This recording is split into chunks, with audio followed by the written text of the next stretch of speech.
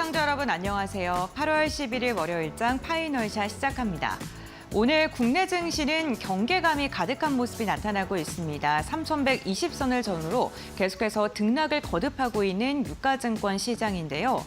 당정협의체가 지난 주말에 협의와 관련된 회의를 진행했는데 대주주 양도세와 관련돼서 이렇다 할 의견, 결론이 나오지 않은 것으로 확인이 되고 있고요. 이와 함께 내일이죠. 미국의 CPI 물가지표를 확인하려는 움직임, 그리고 미국과 중국의 무역협의에 대한 경계감까지 더해지면서 시장은 확실한 방향을 잡지 못하고 있는 모습입니다. 그러한 가운데서도 오늘 눈에 띄는 상승을 보이는 섹터가 있습니다. 바로 2차 전지에 관련된 기업들인데요. 오늘 마켓 에이컷을 통해서 관련 이야기 조금 더 자세하게 나눠보도록 하겠습니다. CATL, 세계 최대 배터리 회사 중에 하나이죠. 리튬 공장에 대한 가동 중단 소식이 전해지면서 국내 2차 전지 관련 기업들 판도가 이제는 완전히 변화하는 게 아니냐, 상승에 대한 기대감이 커지고 있는 모습입니다. 오늘 CATL 관련된 사진을 마켓 A컷으로 포착을 해봤고요. 그럼 다음 장을 통해서 조금 더 자세한 이야기 나눠보도록 하겠습니다. CATL이 리튬 광산에 대한 생산을 일시적으로 중단한다라는 소식이 전해지면서 리튬 가격이 다시금 상승하고 있는 모습입니다. 중국의 장지성에 있는 리튬 광산이고요. 현재 리튬 채굴 생산량이 약 3%를 차지할 만큼 굉장히 큰 공장이라고 합니다. 그런데 이 채굴 허가가 9월에 만료가 될 예정이라고 하는데요. 중국 정부에서 허가 연장을 해주지 않는 것일까요? 정부가 과잉 생산에 대한 단속 가능성이 점점 더 커지면서 이로 인해서 리튬 가격이 지속적으로 상승할 가능성에 시장은 기대를 하고 있는 듯합니다. 실제로 리튬 가격은 이렇게 시장에 바로 반영되는 모습이 나타나기도 했는데요. 5월 30일 59,060위안 정도였다가 8월 8일 날 106,000위안을 넘어서는 모습이 나타났습니다. 두 달여 만에 한 30%가량의 리튬 가격 상승이 있었고요. 보시는 것처럼 올해 들어서 지속적으로 하락하던 리튬 가격이 7월 들어서 다시금 상승하고 있고 지금 8월 달에 또다시 반등을 시도하려는 모습이 확인이 되고 있습니다. 중국 정부가 7월 25일 지난달에 가격법에 대한 개정 초안을 발표했는데요. 그 내용을 들여다보면 중국에서 판매하고 있는 제품 중에 원가 이하로 판매를 하거나 생산을 과도하게 하는 기업들에 대한 단속을 강화하는 방안이 들어가 있는데 CATL의 광산 생산이 중단되는 소식이 겹치면서 중국 정부가 앞으로 더 이러한 정책을 유지하는 것이 아니냐라는 그런 이야기가 나오고 있는 거고요. 앞으로 추가적인 조치가 또 발생할 가능성에 대해 시장이 기대를 하면서 이로 인해 리튬 가격이 강세를 보이고 있는 것입니다. 국내 2차 전지 관련 기업들은요, 중국의 리튬 가격과 굉장히 큰 연관성을 가지고 있기 때문에 오늘도 강한 상승을 보이고 있는 상황입니다. 이렇게 중국 정부가 지속적으로 리튬에 대한 규제를 가하게 된다면 심리적인 지지선이 강화될 수밖에 없을 거고요. 이로 인해 단기적이라도 리튬 가격은 상승 흐름을 지속될 것이다라는 전망이 나오고 있습니다. 지난 해 그리고 앞서서 2012년부터 지속적인 2차 전지와 중국 탄산 리튬 가격의 추이를 보게 되면요. 짙은 파란색이 중국 탄산 리튬의 가격이고 조금 연한 하늘색이 우리나라 2차 전지 관련 기업들의 통계입니다. 보시는 것처럼 탄산 리튬이 상승하게 되면은 후행해서 2차 전지 관련 기업들의 전반적인 지수가 상승한다는 게 확인이 되고 있고요. 지금 중국의 리튬 가격이 상승하고 있기 때문에 2차 전지 관련 기업들 앞으로 주가가 오르진 않을까라는 기대감이 당연히 따라올 수밖에 없을 듯합니다. 긍정적인 효과는 두 가지로 나눌 수 있을 것 같은데요. 리튬 가격이 오르게 된다면 판매 시점에서 더 높게 반영이 되기 때문에 마진 개선에 대한 기대감이 나올 수밖에 없고요. 두 번째로는 원재료 가격이 상승하게 된다면 당연히 재고 가치가 상향 조정되기 때문에 재고 평가 이익이 발생하게 됩니다. 그러니까 재무제표 상으로도 실적이 더 좋게 보일 수밖에 없다는 것이죠. 특히나 소재단에서 직접적인 수혜가 기대가 되기 때문에 오늘 리튬 관련 소재 기업들 두 자릿대 강세도 확인이 되고 있습니다. 다음 장을 통해서 이어서 이야기 나눠보겠습니다. 여기에 2차 전지 관련 기업들의 실적이 굉장히 좋게 나오고 있습니다. 올해 2분기 영업이익을 발표한 주요 2차 전지 관련 기업들이고요. 앞쪽이 전망치고 그리고 뒤에가 실제 발표한 그러한 금액대를 보여주고 있습니다. LG에너지솔루션 실적 전망치를 훨씬 웃도는 어닝 서프라이즈 발표했고요. SK온도 지금 적자폭이 훨씬 더 줄어든 게 확인이 되고 있습니다. 삼성 SDI는 예상치보다는 발표치가 조금 더 손해가 나타나긴 했지만 전반적으로 전망치를 크게 웃도는 발표치를 발표했다는 게 굉장히 고무적이고요. 분기 대비했을 때는 전반적으로 실적이 다 좋아졌습니다. LG 에너지솔루션은 전분기 대비 1,000억 원 이상의 실적 개선이 일어나게 됐는데 북미에서 합작 공장에 대한 가동률이 계속적으로 개선되고 있고 특히나 ESS 매출이 증가하고 있다는 게 긍정적입니다. SK온 같은 경우에도 전 분기 대비 훨씬 더 상승폭, 적자폭을 줄어들었다는 게 굉장히 긍정적이고요. 역시나 미국 공장의 수율이 개선되고 있다는 점 그리고 고정비의 부담이 더 줄어들었다는 점이 긍정적이고요. 삼성 SDI 같은 경우에는 전망치보다는 적자폭이 더 크기는 한데 전분기 대비와 비교했을 때 적자폭을 훨씬 더 많이 개선된 게 확인되고 있고요. 역시나 각형 배터리의 비중이 증가했다는 게 굉장히 긍정적이었습니다. 에코프로비엠도 어닝 서프라이즈를 발표했죠. 흑자 전환하는 데 성공을 했는데요. 주요 지금 거래를 하고 있는 완성차 기업들의 신차 출시가 증가하고 있다는 것, 여기다가 양극재 출하도 함께 늘어나고 있다는 점이 실적을 견인했던 역할을 했습니다. 이렇게 실적도 괜찮고 리튬 가격도 상승하다 보니까 당연히 2차 전지에 관련된 기대감이 커질 수밖에 없고요. 특히나 우리가 2차 전지에서 주목하고 있는 게 OBBA, 미국에서 진행하고 있는 이런 법안들이겠죠. 안에 내용을 세부적으로 보게 된다면 우려 외국 단체에 대한 소재와 부품을 사용할 때 세액공제라던가 보조금을 지급하지 않는다라는 이야기가 전해지고 있는데 이 우려 외국 단체가 중국을 겨냥한 법안이라는 해석이 굉장히 많습니다. 트럼프 정부의 임기가 진행되는 동안에는 중국의 배터리 기업들이 미국 진출이 사실상 불가능하다라는 해석이 나오고 있는데 실제로 미국과 관련돼서 협업을 진행하거나 공장을 지금 증설하려는 계획이 있었던 중국 관련된 기업들이 전부 다 철회를 하고 있거나 미루고 있다는 게 확인되고 있습니다. 이렇다 보니까 트럼프 정부가 진행되는 동안 당연히 중국 배터리 기업들이 미국 시장에서 앞으로 시장을 더 확대할 가능성은 줄어들고 있고요. 이러한 공백을 우리나라와 일본, 미국이 좀 경쟁을 해서 가져갈 가능성이 크게 거론되고 있는데 우리나라가 가격 경쟁력 측면 그리고 기술력 측면에서 굉장히 우위에 있기 때문에 당연히 주목을 받을 수밖에 없을 듯합니다. 다음 장을 통해서 이야기 이어서 나눠보겠습니다. 다만 이렇게 고가의 관세를 때림에도 불구하고 GM 같은 경우에 최근에 CATL의 LFP 배터리를 채택했다라는 소식이 전해졌습니다. 신형 쉐보레 볼트 EV에 CATL의 배터리를 탑재하는 건데요. LG 에너지 솔루션이 2027년에 양산을 시작한데 그 전까지는 중국 배터리를 사용하겠다라는 발표를 했습니다. 단연 가격 경쟁력 때문이라는 소식이 전해지고 있는데요. 관세가 80%가 부과됨에도 불구하고 3원계 배터리와 비교했을 때 LFP 배터리가 30에서 40%나 저렴하다고 합니다. 중국의 완전한 밸류체인 그리고 중국의 정부 보조금 여기에 더해져서 미국의 제조비가 너무나도 높은 단가를 기록하고 있기 때문에 이렇게 80%의 관세를 부과하더라도 LFP가 훨씬 더 저렴하다는 거겠죠. 그렇기 때문에 국내 관련된 기업들도 LFP를 개발하기에 힘을 쓰고 있고 실제로 계약 체결 소식도 최근 전해지고 있죠. LG 에너지 솔루션 같은 경우에도 유럽 공장에 LFP 생산 라인 증설하고 있고요. 이와 함께 미국에서 LFP 양산을 목표로 계속해서 가동을 하기 위해 힘을 쓰고 있습니다. 삼성 SDI 역시나 각형 LFP 배터리에 대한 개발을 완료했고요. 양산 준비 단계에 지금 들어가 있는 상황이고요. 중저가 전기차 그리고 ESS를 동시 타겟으로 해서 기술 개발에 힘을 쓰고 있는 상황입니다. SK온 같은 경우에도 미국에서 1, 2 공장을 가동하고 있고요. LFP 양산 라인에 도입을 하기 위해서 타당성 검토에 나서고 있는 만큼 관세를 극복할 만큼의 가격 경쟁력 우리나라 역시나 갖고 있다는 점도 기억해 주시면 좋을 것 같습니다. 국내 2차 전지 관련 기업들 긍정적인 신호 굉장히 많습니다. 중국이 공백기를 갖는 이 동안에 미국과 유럽 시장의 점유율 확대에 대한 가능성을 좀 기대해 볼 만하고요. 특히나 포트폴리오 다각화를 주목해 보시면 좋을 것 같습니다. 단순히 2차 전지가 아니라 소형 전지와 ESS에서도 괄목할 만한 실적 성장을 보여주고 있는 국내 기업들이고요. 특히나 오늘 전해진 소식이 포스코퓨처엠에서 국산 전고체 양극재를 처음으로 미국에 출하했다라는 소식이 전해진 만큼 공급망 자립에 대한 신호탄에 대한 기대감도 커지고 있습니다.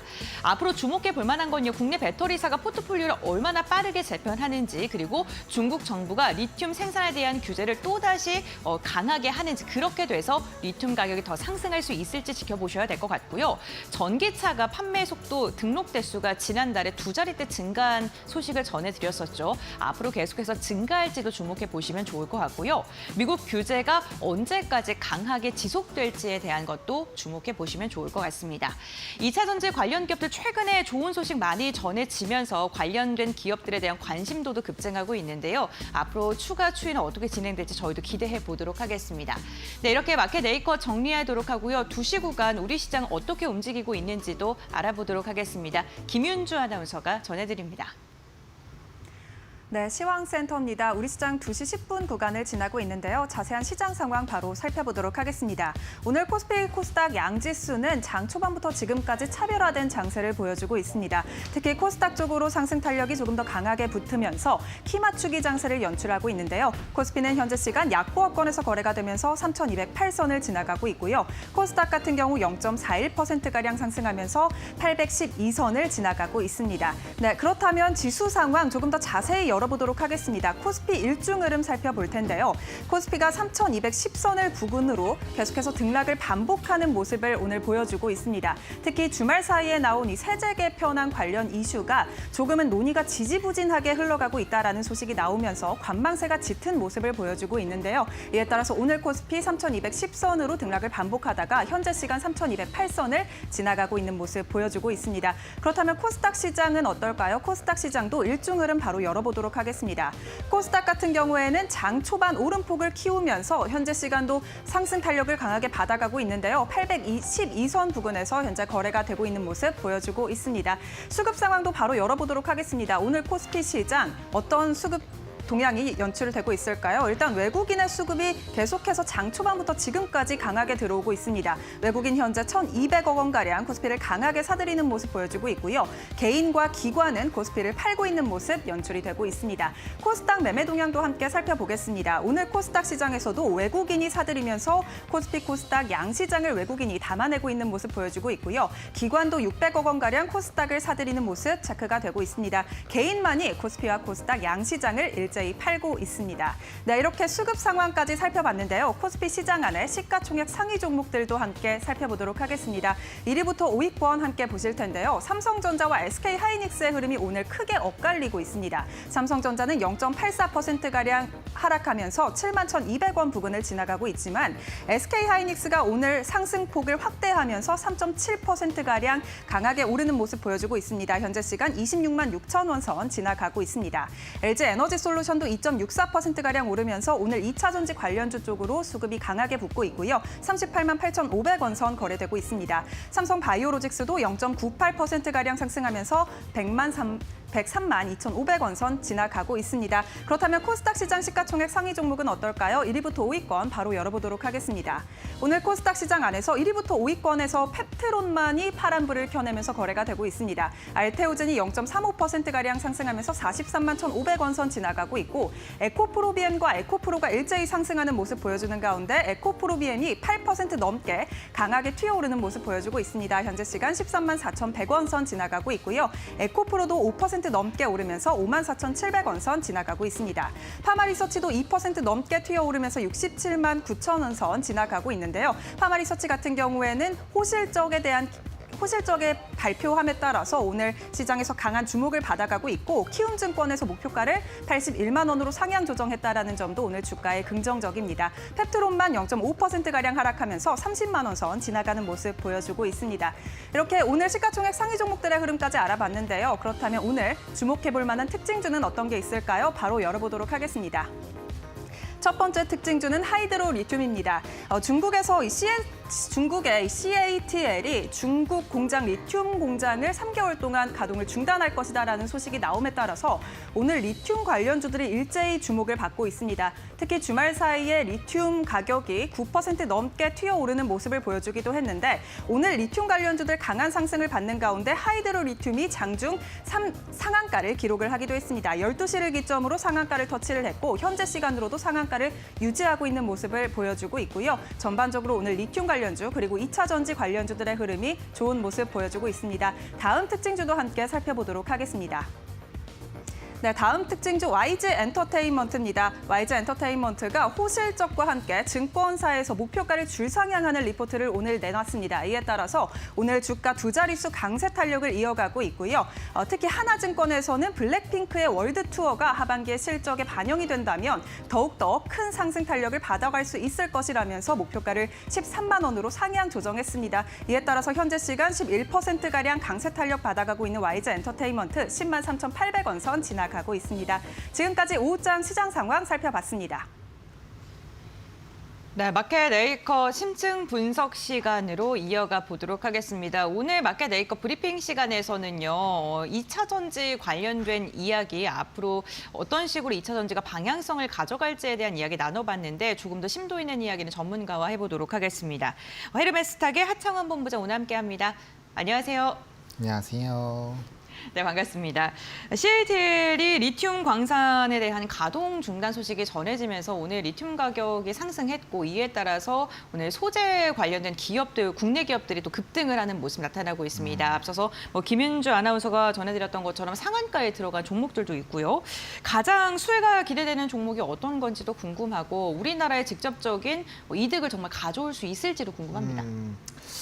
일단은 뭐 전반적으로 급등이 나온 이유는 이제 공급 중단인데 네. 그냥 중단만 있고 가격의 변화가 없었으면은 아마 주가의 상승이 없었을 거예요. 근데 지금 현재 시간 기준으로 보더라도 플러스 8%, 그리고 지난주 금요일 같은 경우에도 선물 가격이 플러스 한 7% 정도가 나왔거든요. 그러다 보니까 뭐 당연히 이제 선물 가격이 단기간에 급등을 하고 이게 이제 선물에서 10%랑 현물에서 10%는 차원이 좀 강하거든요. 그래서 이게 이틀 연달아 거의 15%가 올랐기 때문에 거기에 따른 변동이 좀 강하게 나오는 것 같고요.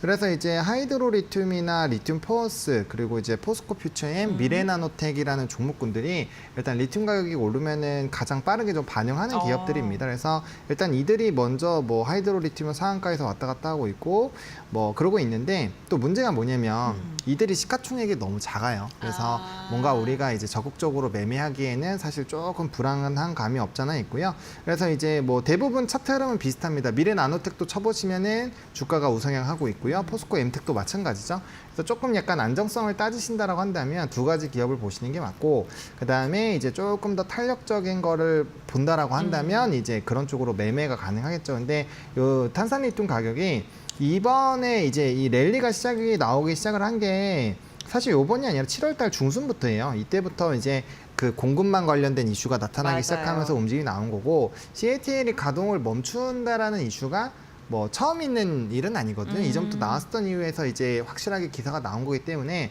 이게 뭐야 이렇게 된 거라고 보시면 될 것 같고요. 어쨌든 이거 이제 리튬 가격은 좀 공급에 대한 이슈로 반영이 되는 거기 때문에 사실상 좀 단기 이슈로 보는 게 맞을 것 같고, 이게 이제 명확하게 진행이 되려면은 결국에는 이 수요가 얼마나 끌어 나오는지를 봐야 되거든요. 근데 아직까지는 거기에 따른 힌트가 없기 때문에 조금은 이제 전체적으로 돌리는 거에 대해서는 여러 가지 부분을 좀 따져봐야 될 필요가 있다, 이렇게 말씀을 드리겠습니다. 네, 알겠습니다. 리튬 가격의 상승이 수요가 증가했다는 것보다는 공급이 감소됐기 때문에 오르는 거라서 조금 더 지켜봐야 된다. 단기적인 이슈일 가능성이 크다라고 이야기를 해주셨고, 아무래도 CATL이 가동 중단할 것 같아서 중단했다라는 이게 확실시되는 기사들이 나오니까 시장에서는 좀 반응을 하고 있는 것 같습니다. 사실 미국에서 중국에 대한 견제를 좀 지속하고 있다 보니까 그에 따라서 우리나라가 2차 전지 수혜를 받을 수 있지 않을까라는 기대감까지 계속해서 좀 커지고 있는데, OBBA 법안을 보게 되면은 중국 진출을 좀 사실상 미국이 막아놓은 상황이다라고 볼 수 있을 것 같거든요. 근데 중요한 건 우리나라가 그 빈자리를 채울 수 있느냐인 것 같은데 어떻게 보세요? 일단은 그 빈자리를 채울 수 있다라는 관점으로 올라가고 있죠. 그러니까 사실상 이제 기대감이 매우 높아졌다라고 볼 수 있고, 또 이제 뭐 이거 개인의 생각이 아니라 네. 뭐 증권가 리포트가 이미 그에 대한 내용들이 워낙 많이 나왔잖아요. 그래서 LG에너지솔루션 뭐 목표 주가 거의 50만 원도 나와 있는 상황이기 때문에 현재 주가가 30만 원대 중반에서 움직임이 나오고 있는데 뭐 50만 원이면 아직 훌쩍 남았죠. 그러니까 상방을 굉장히 크게 열어놨다라고 보시면 될 것 같고, 그 다음에 아무래도 이제 LG에너지솔루션이랑 삼성 SD SDI가 먼저 수혜를 좀 받지 않을까라고 생각이 듭니다. 왜냐하면 이거는 이제 연기금에서의 힌트도 있는데요. 제가 최근 한 2주 정도 사이에 요 2차 전지 쪽을 여러 번 좀 다루는 것 같기는 한데 어쨌든 그때도 이제 연기금에 대한 부분을 좀 강조를 드렸던 것 같아요. 그래서 일단은 마켓 쉐어가 늘어나는 부분이고 그다음에 기대감이 두 개가 있다라고 보시면 됩니다. ESS에 대한 점유율 확대도 있고 또 이제 LG에너지솔루션이 대규모 LFP 계약을 또 했기 때문에 그러면 LFP 쪽에서도 추가적인 뭔가 모멘텀이 나올 수가 있겠죠. 그러면 이제 전통적으로 강하다라고 생각을 했었던 ESS 쪽과 LFP 쪽에서 이제 우리나라가 치고 나갈 수 있는 환경이 됐다라고 보시면 될 것 같고요. 또 워낙 중국이 차지하고 있었던 비율이 높았어요. 그러니까 사실상 우리가 전기차 캐즘으로 들어가고 이제 수요가 줄어들고 있을 때 해답으로 나왔었던 부분이 사실 ESS이긴 하거든요. 근데 그때도 좀 시장을 부정적으로 얘기를 할 수밖에 없었던 게 그때는 대규모로 중국 쪽으로 이제 계약이 쏠려가고 있었던 네. 상황이거든요. 근데 지금은 이제 미국 정부 자체가 차단을 해버린 거니까 그러면 이제 그런 것들을 대처하기에는 우리나라 기술력이 사실 부족한 건 아니기 때문에 좀 기대감이 높아지지 않을까라고 보고 있고 또 뒤늦게라도 LFP 쪽으로 많이 투여를 했고 거기서 성과를 내고 있는 상황이기 때문에 뭐 기대감 자체는 상당히 높아지고 있다라고 보시면 돼요. 근데 이제 중요한 거는 지금은 이제 선물의 이런 원자재 가격이 공급에서의 문제가 생긴 거잖아요. 이거는 WTI로 이해를 하시면 편한데 최근에도 한번 WTI가 급등하다가 다시 급락을 한 적이 있죠. 네. 그때도 공급망 이슈가 생기면서 주가 이제 지수가 올라갔는데 문제는 뭐냐면 수요가 안 따라오니까 바로 그냥 떨어졌잖아요.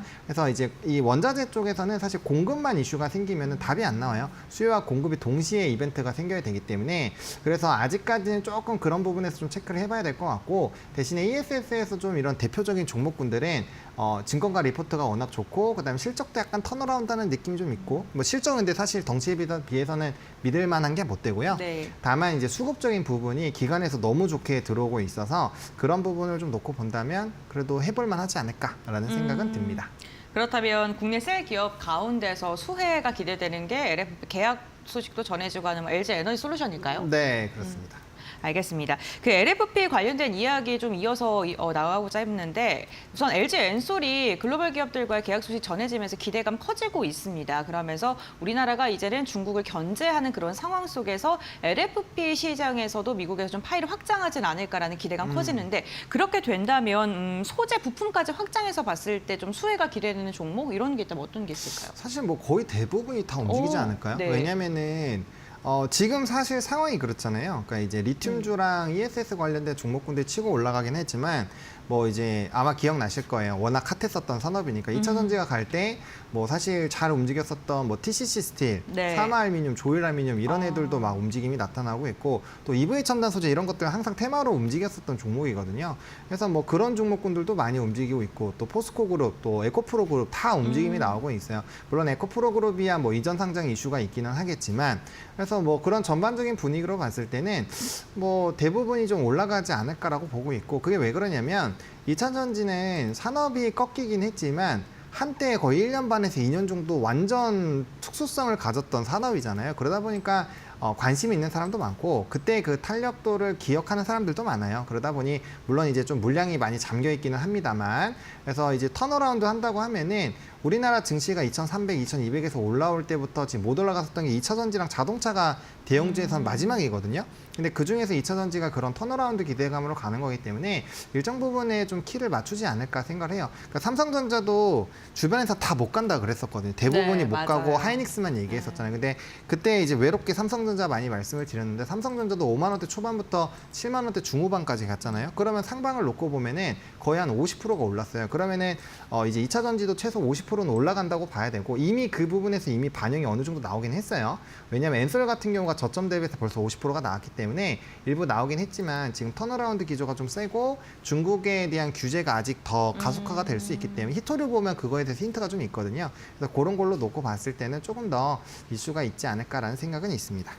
네, 알겠습니다. 어쨌든 중국의 배제에 대한 그러한 수혜를 국내 기업들이 받을 수 있다라고 이야기했는데 최근에 또 시장에서 주목받고 긍정적인 리포트 나오는 기업 중에 하나가 LNF더라고요. LNF 쪽은 어떻게 보세요? 뭐 LNF 같은 네. 경우는 일단 뭐 테슬라발에서의 좀 기대감도 있는 거고 네. 그다음에 이제 LFP 쪽에서 이게 상용화가 좀 빨리 된 기업이에요. 그래서 아. 중저가 쪽으로 보면은 경쟁력이 있다라는 분석이 꽤 있어요. 네. 그러다 보니까 이제 LFP 쪽으로 쏠리면 그럼 LNF도 가야지 이렇게 되고 되고 있는 거고, 그래서 주가는 상당히 많이 올랐습니다. 왜냐하면 최근에 5월 달까지만 해도 저가가 47,000원인데 지금 83,400원이니까 거의 100% 이미 올랐다고 네. 거의 100% 다가가죠. 그래서 네. 많이 올랐다고 보시면 될 것 같고요. 뭐 이제 대부분의 2차전 특히나 이제 탄산리튬에 대한 가격만 떨어지지 않으면 아마 이제 조금의 변동성이 있을 거예요. 왜냐하면 탄산리튬이 움직이는 걸 왜 주목을 하냐면 그 가격이 상승한 부분들에 대한 전가가 한 3개월 뒤쯤에 전달이 되거든요. 네. 그러니까 지금 계속 올라가는 이 흐름이 된다면 지금이 이제 8월이니까 90, 11월, 11월, 12월 달에 굉장히 핫해질 수가 있어요. 근데 그때까지는 제가 봤을 때는 아마 특히나 11월 같은 경우는 중국에 대한 규제가 매우 강해지는 막판일 것 같거든요. 트럼프 1기 때로 보면은. 그래서 그런 식으로 되면 좀 격화가 될 수 있고 그럼 그 사이를 조금 더 치고 들어갈 수 있고 이게 참 시장이 재밌는 게 한번 그 산업에 대한 빈틈을 뚫고 들어가기 시작하면은 수주가 좀 몰립니다. 삼성전자 보세요. 뭐 이제 테슬라나 열리니까 바로 애플 열리고 또 퀄컴 얘기 나오잖아요. 그러니까 파운드리가 얼마나 욕 많이 먹었어요. 네. 근데 이제 뒤집어지니까 빨리 되는 것처럼 우리나라도 MS를 차지하기 시작을 하면은 거기에 따른 시장 점유율을 사실 한번 뺏어오기 시작하면 어느 정도 이제 좀 턴어라운드 기대감이 높아지는 거기 때문에 그 부분을 우리가 배제하기는 좀 어렵다 이렇게 보시면 될 것 같아요. 제가 LFP 쪽에서 조금 고민이 됐던 게 27년에 LG 엔솔이 공장에 대한 양산을 시작을 하게 된다면 트럼프 행정부 어제 절반이 지나간 상황이잖아요. 그렇죠. 그렇게 되고 2년 정도 뭐 계약한다고 하더라도 결국에는 나중에 또 다른 정부가 들어서게 된다면 가격 경쟁력에서 중국에게 또 뺏기진 않을까 이런 생각도 좀 했었거든요. 그러면은 어쨌든 시장 점유율을 이미 확보해 놨다면 그거를 잃을 가능성이 좀 적다라고 보시는 거예요? 네, 저는 미국이 중국에게 우호적인 정책을 할 거라고 생각하지 않아요. 아. 네, 왜냐면은 지금 최근에 네. 달에 원전 짓는다는 거 네네. 기사가 많이 됐잖아요. 그거가 왜 그렇게 싸우고 있냐면 기본적으로 히토류 때문에 싸우는 거거든요. 그 달 표면에 있는 히토류 때문에 싸우는 거예요. 그러니까 미국이 요즘에 MP 머티리얼이라는 미국 기업, 히토류 기업에 투자를 굉장히 많이 하고 있고 국방부에서 아예 그냥 주식 수를 채워놨어요. 그리고 나서 지금 70년 만에 새로 히토류 기업, 히토류 광산을 다시 진행을 하거든요. 네. 그러니까 미국이 중국이랑 잘 지낼 생각이 있다면 히토류에 대한 대비를 안 하죠. 그리고 왜 우크라이나에 대한 평화 협정할 때 우크라이나한테 히토류 절반 가져오라 그러고 그린란드한테도 히토류 왜 가져오라고 하겠어요. 그러니까 중국에서 벗어나고 중국을 더 강하게 압박을 하기 위해서는 결국엔 히토류가 필요한 거예요. 어쩔 수가 없는 거예요. 근데 그건 트럼프 정부라서 그런 거 아니에요? 아니죠. 그러니까 이제 기본적으로 미국은 중국에게 그렇게 우호적이지 않습니다. 왜냐하면 패권 전쟁을 하고 있고 엔비디아 AI 칩 같은 경우도 마찬가지예요. 지금 이미 중국은 H20에 대해서 성능 80%짜리를 만들었어요. 네. 수율이 딸릴 뿐이지. 그것도 올라오면 AI에서도 자유로워져요. 요즘 로봇 있잖아요. 로봇은 미국보다 훨씬 빨라요. 네. 그러면은 지금 여러 가지 부분에서 중국은 다른 나라들의 기업들을 다 흡수하면서 굉장히 성장을 하고 특히나 로봇 같은 거 한번 찾아보세요. M&A 진짜 어마무시하게 하고 네네. 있거든요. 그런 걸로 봤을 때 그런 패권에서 밀린다라는 거는 기축통화 자체가 흔들리는 거예요. 그러니까 무역전쟁 1기를 만들면서 중국이 가장 크게 잃은 건 비트코인입니다. 네. 비트코인이 잃었기 때문에 기축통화가 지금 안 흔들리는 네. 거예요. 근데 만약에 그때 비트코인 뺏겼으면은 지금 미국이 이렇게 힘 못 써요. 그렇기 때문에 저는 미국이 중국을 그렇게 우호적으로 할 거라고 생각하지 않습니다. 네. 알겠습니다. 2차 전지 관련된 기업들이 좀 이렇게 기대가 되는 이야기 중에 하나가요. 바로 실적의 개선세도 확인되고 있기 때문이거든요. 결국에는 그럼 하반기까지 뭐 셀사라던가 소재단의 기업들 이렇게 긍정적인 실적이 적자폭을 감소하는 그러한 기조를 유지할 수 있을지 그리고 그와 함께 주가 리레이팅에 기대되는 기업이 어떤 게 있는지까지도 한번 이야기해 주시죠. 뭐 사실 실적은 좀 애매하긴 하죠. 네, 덩치에 그렇죠. 비해서. 그냥 예. 적자인도 돈도 많고. 그렇죠. 근데 뭐 그래도 돌아서고 있으니까 네. 뭐 기대감을 당연히 키워간다라고 볼 수 있고요. 근데 이제 그런 거예요. 이 실적이 돌아오는 그 폭에 비해서 너무 주가가 많이 올라가고 있어요. 이쪽이 아무리 2차 전지가 좀 요즘에 무시당하고 있지만 덩치로는 매우 큰 산업이에요. 그쵸. 엄청 큰 산업이기 때문에 이들이 단기간에 50% 올라갔다는 거는 정말 수백 조가 움직였다는 소리거든요. 근데 거기에 비해서는 사실 실적이 너무 저는 좀 별로인 것 같긴 해요. 게다가 이제 아까 질문에 있긴 했는데 26년도에 어쨌든 간에 보조금이 또 폐지가 되잖아요. 맞아요. 그래서 그런 것들을 좀 복합적으로 봤을 때는 결과적으로 추가적으로 우리가 확신을 가질 만한 어떠한 좀 추가적인 수주가 필요하지 않을까라는 생각이 듭니다. 그래서 그 부분을 좀 봐야 될 것 같고요. 일단은 뭐 지금 상황에서 그래서 그거를 주도하고 있는 회사는 아까 말씀드렸던 것처럼 뭐 LG에너지솔루션이나 삼성 SDI인 것 같아요. 그래서 일단 그들을 좀 먼저 보시면 좋을 것 같고 2차 전지를 선택을 하실 때도 요거를 좀 선택을 하셔야 될 것 같아요. 아까처럼 리튬 가격으로 좀 변동성이 큰 그런 기업들을 트레이딩으로 볼 것인지 아니면 정말 이제 ESS 시장은 저는 엄청 커질 거라고 생각을 하고 있거든요. 그래서 그 시장에서 정말 점유율을 뺏어와서 우리나라 기업이 한 꼭지를 찍을 거라고 보시는지 그거에 따라서 2차 전지는 전략이 완벽하게 달라지지 않을까 이렇게 생각을 합니다. 네, 알겠습니다. 오늘 하창환 본부장과 함께 2차 전지 관련된 기업들에 대한 이야기 나눠봤고요. 뭐 지속적으로 LG 에너지솔루션이나 삼성 SDI에 대해서는 그래도 볼만하다, 긍정적으로 좀 평가해 주셨습니다. 오늘 말씀 여기까지 듣도록 하겠습니다. 고맙습니다. 감사합니다.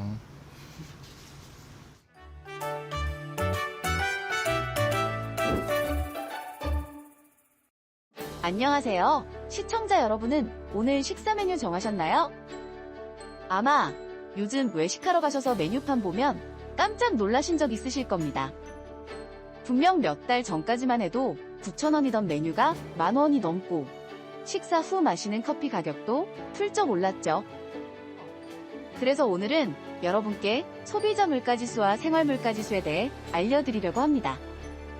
소비자 물가지수 CPI는 우리나라 가게가 소비하는 상품과 서비스 가격의 변동을 종합적으로 측정하는 지표인데요. 식료품, 의류, 주거비, 교통비, 교육비 등 약 500여 개 품목을 정해진 비율로 묶어서 이 가격이 얼마나 올랐는지 또는 내렸는지 확인하는 방식입니다. 여기서 중요한 건 CPI는 전체 소비 지출에서 차지하는 비중을 기준으로 계산한다는 점이에요. 외식비나 커피값, 식자재 비용이 많이 올라도 전체 소비 비중에서 차지하는 비율이 낮다면 CPI에는 상대적으로 적게 반영될 수 있는 거죠.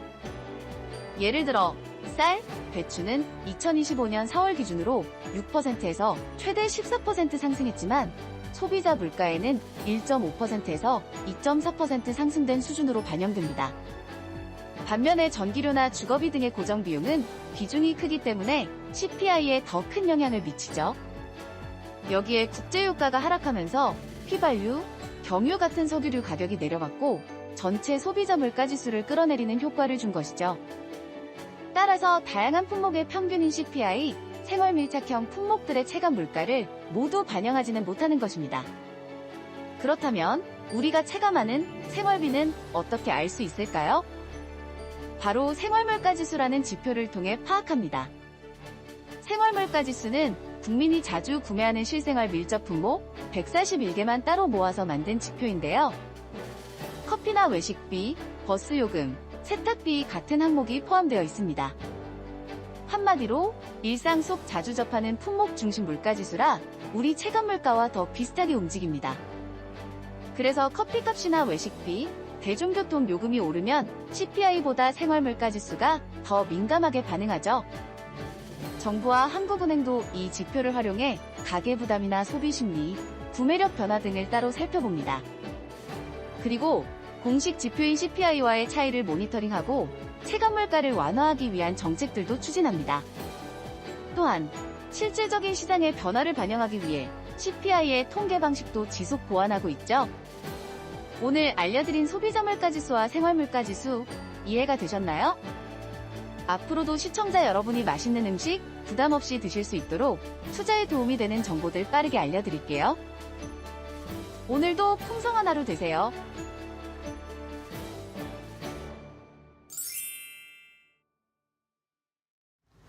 네, 시청자 여러분 안녕하십니까? 신민영입니다. 월요일 오후 파이널샷 함께하고 계십니다. 이번에는 종목 파인더 통해서 보다 자세한 종목 이슈들 점검해 보시죠. 첫 번째 이슈 바로 들어가 보겠습니다. 주말 사이에 트럼프와 푸틴의 알래스카 회담 날짜가 정해졌습니다. 15일로 정해지게 됐는데 우크라이나 전에 대한 출구를 좀 찾을 수 있을까요? 시장이 주목하고 있습니다. 이번에도 핵심 당사자인 우크라이나는 배제된 것으로 보이죠. 지난 주말 사이까지는 우크라이나를 포함한다라는 그런 뉴스가 있었는데 주말 사이 나온 뉴스에서는 그런 이야기가 좀 사라지면서 시장에서 실효성 있는 해법이 나올 수 있을까라는 거에 대해서 좀 의문을 품고 있고요. 지금 이번 회담의 쟁점으로는 두 가지가 꼽힙니다. 먼저 휴전의 시기와 조건이 어떻게 될 것인가, 그리고 러시아와 우크라이나 현재 통제 영토에 대해서 어디까지 인정을 해줄 것인가가 핵심 쟁점입니다. 지금 우크라이나의 점령 지역을 보시면 이 루한스크 지역은 완전히 러시아가 점령을 했고 도네츠크 지역의 경우에도 러시아 측이 대부분 점령을 한 상태인데 러시아 측에서는 이 우크라이나가 이 돈바스라고 불리는 도네츠크와 루한스크를 모두 넘겨주면 휴전을 하겠다라는 입장이죠. 하지만 우크라이나 측에서는 휴전이 먼저라는 이야기를 계속하고 있습니다. 우크라이나 대통령과 그리고 유럽 주요국 측에서는 휴전보다 먼저 영토 문제를 논의하는 것은 어불성설이다라는 이야기를 하고 있습니다. 결국에는 이 트럼프 대통령이 이번 회담에서 얼마나 이 첨예한 양측의 입장을 잘 조율할 수 있겠는가, 그리고 얼마나 좀 강하게 러시아를 압박할 수 있겠느냐가 관건이 될 것으로 보이죠. 우크라이나 관련주들 지난주에 이어서 오늘도 상승의 연속성 포착이 되고 있습니다. 잘 가는 종목들은 조금 달라지고 있는데 이 안에서 순환매가도 나타나고 있는 모습입니다. TIM의 경우 3%대 오름세 오늘 포착이 되고 있고요. H현대건설기계도 2%대 오름세입니다. SY스틸텍도 1%대 강세 보여주면서 오늘 우크나 재건 관련주 전반적으로 탄력 이어지고 있습니다. 이어서 두 번째 이슈 살펴보시죠. 네, 미국 정부에서 중국에 대해서 또 새로운 제재를 내놨습니다.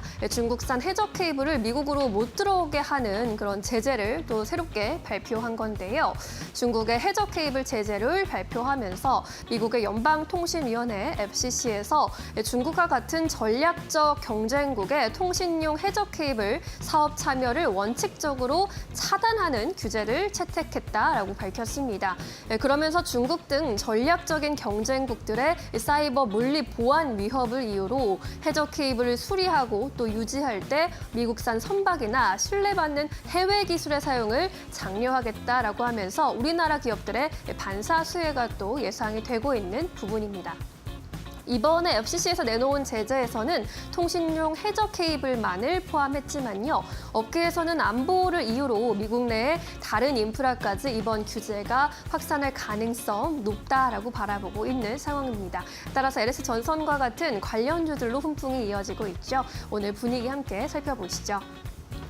LS가 1%, 2% 가까운 오름세 유지를 하고 있습니다. 장 초반 대비해서는 탄력 다소 떨어지는 모습이고요. 대원전선이 2.6% 강세 탄력 가져갑니다. 3,145원 선에 거래 이어나가고 있습니다. 이 밖에 대한전선과 일진전기 같은 전력 인프라 관련주 전반적으로 상승불 켜고 있습니다. 이어서 세 번째 이슈로 넘어가 볼까요? 네, 앞서 마켓 A컷에서도 살펴보셨지만 리튬 2차 전지주가 오늘 시장의 주인공입니다. 주말 사이에도 탄산 리튬 가격이 중국 거래소에서 상승하는 모습이 나타나기도 했습니다. 중심에는 블룸버그의 보도가 있었는데 중국의 배터리 업체이죠. CATL이 중국 장시성의 리튬 광산 생산을 돌연 중단했다라는 소식을 보도했습니다. 이번 돌연 중단은 최소 3개월간의 생산 중단 조치를 중국 정부로부터 받은 것인데 중국 정부가 과잉 생산 단속 기조를 넓혀가는 영향이다라는 분석이 현재 지배적입니다.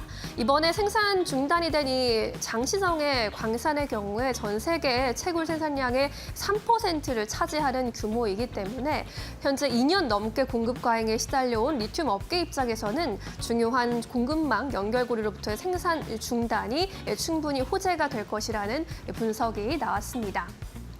올해 리튬 가격의 추이를 좀 보시면 지난 6월을 기점으로 반등하는 모습이었는데 8월 들어서 조금 주춤하기도 했습니다. 또다시 또 이런 생산 중단 관련 뉴스가 나오면서 리튬 가격 상승 심리를 자극하고 있고요. 오늘 리튬 관련주 2차 전지주까지 상승 기세가 전해지고 있습니다. 하이드로 리튬은 상한가까지 또 치솟는 모습, 가격 제한폭 30%까지 오르면서 3,055원 선에 거래가 되고 있고요. 리튬 포스의 경우에도 22% 급등세 가져가고 있습니다. 이 밖에 엔캠과 유일에너테크도 두 자릿수대 급등세 연출하는 가운데 중앙 첨단 소재까지 10% 가까운 급등 흐름 연출하고 있습니다. 이어서 마지막 이슈 살펴보시죠. 네, 엔터주 상승 기세가 꺾이지 않고 있습니다. 특히 YG 엔터테인먼트 관련 소식을 매주에 한 번씩은 꼭 전해드리게 되는 것 같은데 K-팝 열풍 속에 52조 신고가 행진 써나가고 있습니다. 올해 2분기 연결 실적의 경우에는 매출이 1,004억 원 기록하면서 전년 동기 대비 11% 상승을 했고 영업이익과 순이익 모두 흑자 전환에 성공했다라는 점에 시장은 주목하고 있습니다. 증권가에서도 이렇게 목표 주가를 줄 상향했는데요. IBK 투자증권에서 목표 주가 11만 원에서 12만 원으로 끌어올리면서 2분기 실적을 두고 베이비 몬스터가 견인한 서프라이즈였다라고 평가했습니다. 3분기부터 더 큰 폭의 실적 개선 있을 것으로 내다봤고요. 현재 YG에서는 블랙핑크 월드 투어 콘서트가 한창인데 이러한 기대감 바라보면서 IM증권에서 더 커진 공연 규모와 함께 하반기에는 사상 최대 MD 실적 기대된다라고 코멘트 남겼습니다. 유진투자증권에서 13만 원까지 또 목표 주가 끌어올렸는데 팬덤이 확대되고 있다면서 블랙핑크와 같은 그런 대형 메가 IP뿐만 아니라 저연차 아티스트까지 수익화가 빠르게 이뤄지고 있기 때문에 원가 구조 개선이 나타나고 있다는 점 긍정적이라고 평가했습니다. 엔터주 분위기 마지막으로 또 둘러보시죠.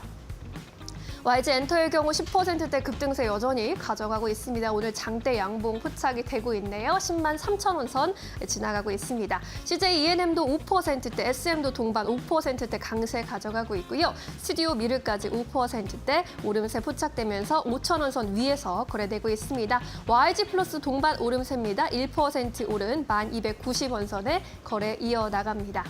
자, 이렇게 해서 오늘의 주요 이슈들 그리고 종목들의 흐름 점검해 보셨고요. 이번에는 조금 더 자세한 이야기 증권가 전화 연결해서 들어보도록 하겠습니다. SK증권 서용훈 차장 연결돼 있습니다. 차장님 안녕하세요.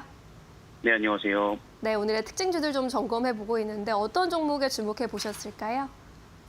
네, 오늘 첫 번째로는 삼성 SDI 좀 특징주로서 좀 보고 있습니다. 오늘 2차 전지 종목들의 상승세가 상당히 좀 활발하게 움직여주고 있는 모습인데요. 지난번 에스코 프로 BM에 대한 실적 서프라이즈 이후에 2차 전지에 대한 기대감이 계속해서 나타나주고 있는 상황입니다.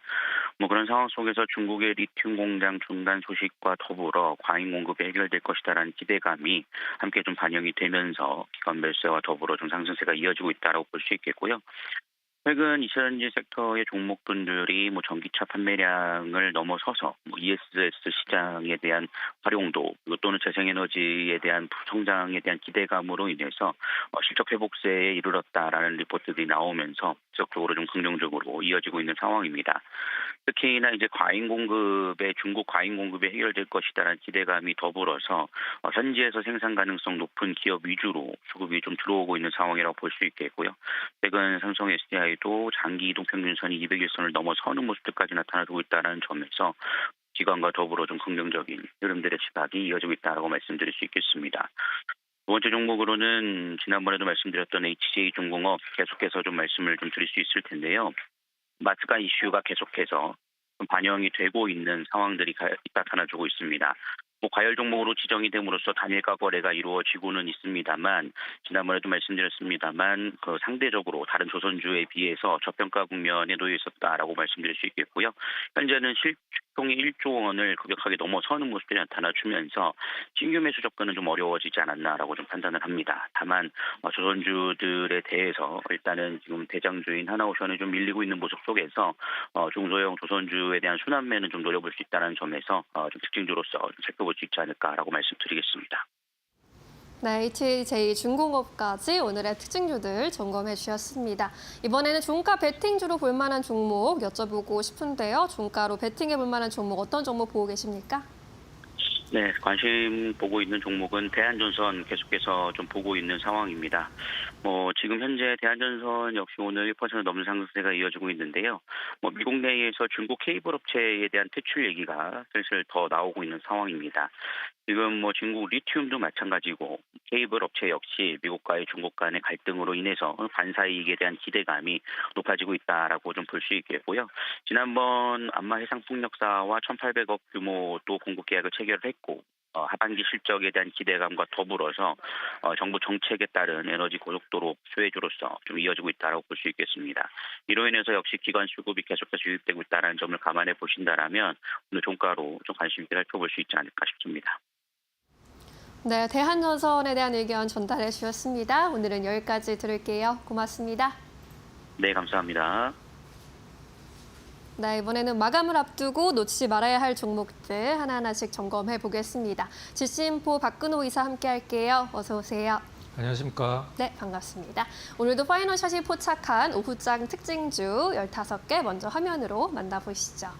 네, 앞서도 살펴본 대한전선 같은 전선주들 오늘 활약을 하고 있습니다. 미국이 중국에 대해서 해저 케이블에 대한 제재를 발표하면서 반사이익 받아가고 있고요. 삼양식품의 경우에는 미국의 판다 익스프레스와 협업 소식에 강세 흐름 나타나고 있습니다. 전진 건설 로봇을 비롯한 우크라 재건 관련주들도 미국과 러시아의 정상회담 기대감 속에 상승 흐름 보여주고 있습니다. 이 안에서 어떤 종목 집중해야 할지 첫 번째 종목 열어볼게요.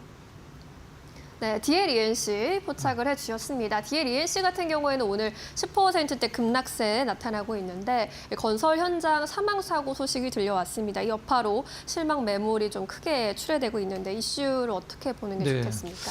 한 두 가지 정도 이슈가 있는데 한번 좀 살펴보도록 하겠습니다. 건설주들이 시장에서 뭐 원전이다, 뭐 SMR이다 하면서 시장의 어떤 중심 테마로 잡았던 게 엊그저께 같은데 사실 고점이 잡힌 게 굉장히 오래됐죠. 고점이 대부분 다 6월 달에 나왔습니다. 그리고 7월 달에는 거의 상승이 없었고 하락 추세가 이어지다가 최근에 이제 노란 봉투법, 그다음에 중대재해 때문에 건설사들이 좀 약간 그 몸을 사리는 어떤 그런 구간이라고 보시면 될 것 같은데 이제 DL 이제 대림이죠. 이 편한 세상 이제 신곡 공사장에서 근로자가 이제 한 분이 안타깝게 좀 추락해서 사망을 하시는 좀 사건이 좀 발생을 하면서 지금 포스코 ENC가 이것 때문에 이제 그 굉장히 좀 약간 시장에서 많이 회자가 되고 있는데 DL ENC도 굉장히 좀 안 좋은 어떤 시장의 좀 시선을 좀 받을 수밖에 없는 상황이라 요거는 이제 중대재해 관련돼서 어떠한 좀 뭐 처벌이라고 해야 될까요? 그런 제재 사항이 나올지는 아직은 뭐 포스코 ENC도 나오진 않았기 때문에 DL ENC를 보는 시선이 이제 곱지만 않은 건 사실입니다. 이 부분은 지금 다른 어떤 그 여타의 건설주들과 이제 현대건설도 오늘 좀 안 좋긴 합니다만 유독 많이 떨어지는 게 이 부분이 가장 좀 크다라고 볼 수 있고, 그 다음에 지금 조선업, 그 다음에 건설업 이런 그 노동 지급학형 사업을 하고 있는 기업들이 굉장히 좀 약간 그 난관에 봉착한 상황이죠. 내년에 이제 국회 본회의 통과한다라고 하면은 내년 6개월 뒤에 이제 시행이 되니까 내년 상반기에 시행이 되게 되는. 노랑 봉투법 때문에 지금 재계에서도 굉장히 좀 뭐 성명을 발표도 하고 이제 뭐 유럽 쪽 상공회의소 같은 데서도 굉장히 좀 안 좋은 의견을 내기도 했었는데 이 노란 봉투법 같은 경우는 뭐 다른 건 모르긴 하겠습니다만 이 아까도 말씀드렸듯이 하청, 재하청 이렇게 하청이 계속되는 단계별로 있는 사업을 하는 기업들한테는 굉장히 좀 불리한 구조죠. 기업적인 내용만 봤을 때는. 하지만 이런 부분들이 아직 좀 본회의 통과가 되진 않았습니다만은 건설사나 조선사 입장에서 상당히 부담이 되는 것은 사실이죠. 또 그리고 지금 뭐 하나 또 기사의 끄트머리에 나온 부분이 무엇이냐면 여천 NCC 이제 부도 직전이다라는 기사가 좀 나왔었는데 여천 NCC는 일단 하나솔루션이랑 대림 케미칼이 DL 케미칼이 이제 정확히 50대 50 지분으로 갖고 있는 게 이제 여천 NCC거든요. 근데 뭐 한때 잘 나갈 때는 뭐 중국 쪽으로 매출을 해서 1년에 뭐 1조 원 넘게 영업이익을 내기도 했었습니다만 이제 완전히 적자 전환돼서 살아날 가능성이 없어서 두 기업이 좀 약간 의견이 달랐었어요. 하나 같은 경우는 우리 이번에 얼마 전에도 한번 자금 지원을 했었죠. 2천억인가요? 근데 이번에 그 3천억을 우리 1,500억, 이제 대림 1,500억 해서 지원을 하자 했는데 하나는 그렇게 주장을 했고 대림 같은 경우는 DL 같은 경우는 이게 살아날 수 있는 산업이 아니니까 그냥 여기에서 그냥 뭐 접자 뭐 이런 식으로 표현을 했죠. 근데 방금 전에 한 몇십 분 전에 대림 쪽도 지원을 하기로 결정이 됐다라는 뉴스가 좀 떴습니다. 이제 그런 뉴스가 뜨고 나서 주가가 반등을 안 하는 걸 보면 사실 그것 때문에 떨어지는 것 같지는 않은데 저는 개인적으로는 이 업스트림 NCC 관련 상황은 사실 DL 쪽 입장이 맞다라고 보고 있습니다. 이게 살아날 가능성이 가지기가 힘든 부분이기 때문에 에틸렌 쪽은 아무튼 뭐 시장에서 잘 돼서 살아나면 좋긴 합니다만 업황은 뭐 그렇게 뭐 중국이나 중동으로 인해서 절대 호락호락하지 않고 또 지금 S-오일이 엄청나게 큰 공장 짓고 있죠. 샤인 프로젝트라고. 그게 완공이 되면 또 이게 우리나라에서 캐파가 더 늘어나기 때문에 사실 상당히 좀 힘든 건 사실입니다. 이 부분들은 좀 참고를 하시기 바라고 실적은 굉장히 좋습니다. 사실 지금 건설사들 중에서 뭐 현대도 마찬가지고 GS는 뭐 사실 실적 얘기하기 좀 그렇고 DL ENC가 시장에서 가장 부합하는 실적을 내는 게 이제 DL ENC 하나밖에 없습니다. 일단 2022년도 4분기 이후로 이제 1,000억 원대 영업이익을 계속적으로 처음 이제 기록을 했고 지금 건설사들은 보통 원가율을 얘기를 하잖아요. 그러니까 만약에 내가 뭐 1,000억 원에 수주를 했는데 거기서 원가율이 90%다. 그러면 10%가 남는 거겠죠. 일단 이 원가율이 90% 밑으로 떨어지면 굉장히 좋다라고 표현을 하는데 4개 분기 연속 90% 이하를 기록을 했다. 근데 제가 계속 말씀드리고 있는 게 이제 건설사 입장에서 원가율이라는 건 자재 가격이 떨어져서도 원가율이 떨어지지만 주택 가격을 한마디로 아파트 가격 올려버리면 또 원가율이 개선이 되는 효과이기 때문에 어떤 건지는 좀 살펴봐야 될 것 같은데 제가 봤을 때는 좀 후자 쪽이 강하지 않을까라는 생각을 좀 하고 있습니다. 네. 차트 잠깐 보면서 말씀드리도록 할게요. 뭐 개인들이 팔아서 이렇게 떨어지긴 힘든 기업이죠. 오늘 외국인들 기관이 굉장히 좀 많이 팔고 있는데 앞서서 말씀드렸다시피 올해 초서부터 그 건설사들 굉장히 시장에서 호평 받으면서 사실 실적으로 오른 게 아니라 거의 대부분 그 기대감으로 올랐기 때문에 빠지기 시작했을 때 실적이 좋은데 만약에 뭐 단기 이슈로 빠진다라고 하면 다시 이제 어떤 실적이 호재가 돼서 그 하락을 상쇄를 하게 되는데 실적이 좀 바탕이 안 되면서 이제 기대감으로 오르다 보니까 사실 좀 약간 시장에서 힘없이 7월달 내내 무너지다가 오늘 좀 그 돌발 악재를 만나서 DLNC가 좀 떨어지고 있는 상황인데요. 제가 봤을 때는 일단 뭐 건설주들이 한 달 이상 지금 조정을 받았기 때문에 최근에 이제 하락에서 조금만 뭐 어떤 호재가 생긴다라고 원전 쪽 모멘텀 이런 부분들을 시장에서 좀 받쳐주면은 가격적으로는 상당히 좀 메리트 있는 가격까지 빠지지 않았나라는 개인적인 생각입니다.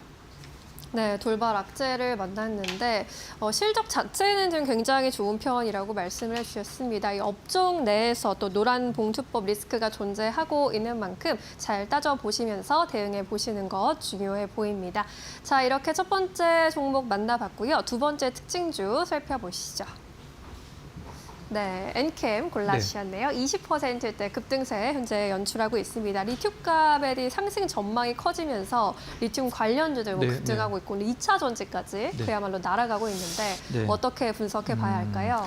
시장에서 엔캠을 보는 시선이 사실 그렇게 곱지만은 않은 상황인데 제가 한번 좀 말씀을 드려보도록 하겠습니다. 일단 뭐 우리나라에서 전해액으로는 뭐 당연히 1등이고 미국에서도 뭐 점유율 한 50% 이상을 기록할 정도로 글로벌에서 굉장히 유명한 기업이긴 합니다만은 우리가 이제 보통 지금 뭐 전고체 배터리를 얘기를 하잖아요. 근데 이 전고체 배터리에는 전해액이 안 들어갑니다. 근데 이 부분은 제가 뭐 따로 띄워놓고 말씀 좀 드려보도록 할게요. 네. LG화학에서 이제 전액 장비를 이제 사서 2015년도서부터 일단 좀 회사가 좀 커지기 시작한 그런 기업인데 주요 고객사들이 어디냐? 사실 우리나라에서는 이 전액하면 그냥 엔캠이기 때문에 뭐 보통 얘기하는 배터리 셀 3사들 LG, 삼성, SK, 뭐 온 이런 기업들은 당연히 이제 엔캠이 담당을 하고 있고 뭐 누구나 다 알만한 기업이죠. 테슬라, 그다음에 뭐 일본 최고 배터리 기업 파나소닉도 이제 엔캠의 배터리 전액을 담당을 하고 있는데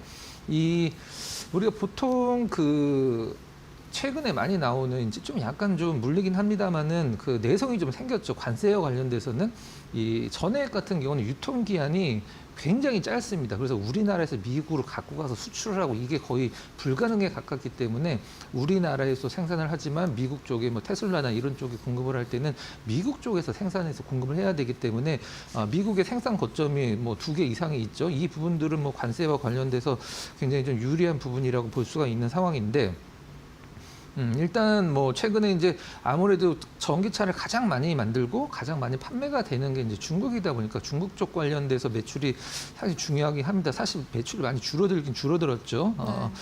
중국 쪽 기업들 중에 뭐 이름만 되면 알만한 기업이 하나가 들어있죠. 이제 S볼트나 신항다 공급을 시작을 했는데 신항다 같은 경우는 어디서 많이 들어본 기업인데? 라고 생각을 하실 수도 있는데 LG 에너지 솔루션이나 배터리 특허 분쟁에서 패소한 기업이 이제 신항다죠. 이 부분 이제 공급 시작을 했고 이제 연내에 이제 사측에서 밝히기로는 연내에 중국 탑티어 배터리사 2개사를 추가로 일단 공급을 협의 중이다. 이렇게 좀 밝히고 있는 상황입니다.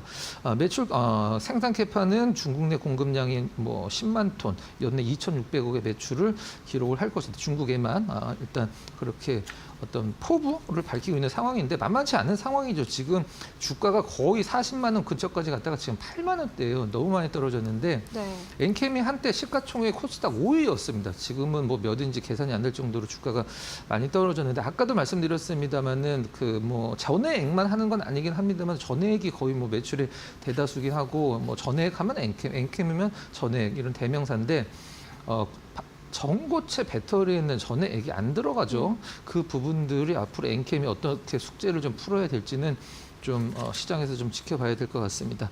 자, 수급이랑 차트 잠깐 좀 보도록 할게요. 네.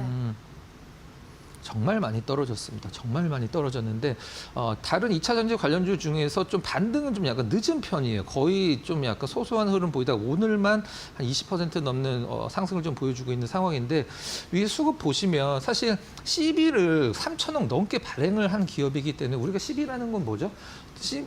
전환 시기가 왔을 때 전환 가액이 주가보다 높으면은 또 낮으면은 문제가 다 발생을 되거든요. 만약에 주가가 여기인데 전환가액이 낮다 그러면은 주식으로 전환해서 이 시장에서 오버행 이슈를 작용을 할 것이고 만약에 주가가 여기인데 전환가액이 여기다 그러면은 주식으로 바꿀 이유가 없겠죠. 그럼 회사에서 돈으로 돌려줘야 되기 때문에 재무적인 부담이 굉장히 커지는 거죠. CB로 굉장히 많이 발행을 해서 그 부분이 또 나중에 좀 허들이 될 것 같긴 한데 아무튼 뭐 수급상으로 보면 외국인들은 지속적으로 작년 말서부터 좀 약간 사고 있는 듯한 팔고 있는 듯한 느낌인데 오늘은 매수에 동참을 하고 있고요. 기관 같은 경우는 좀 참여가 굉장히 좀 미미하기 때문에 큰 의미는 없다라고 보시면 될 것 같습니다. 네, 좋습니다. 엔캠 앞으로의 체크 포인트 꼼꼼하게 짚어드렸으니까요. 잘 참고해 보시길 바라겠습니다. 자, 이렇게 특징주들 오늘의 종목들 점검해 봤고요. 이번에는 포착 종목으로 넘어가 볼게요. 월요일 포착 종목 어떤 종목 잡아볼까요? 네, 좀 약간 굉장히 안정적인 조정을 보이고 있어서 내일 좀 올라갈 가능성이 높지 않나라고 해서 클래시스를 좀 준비를 했습니다. 네, 이유는요?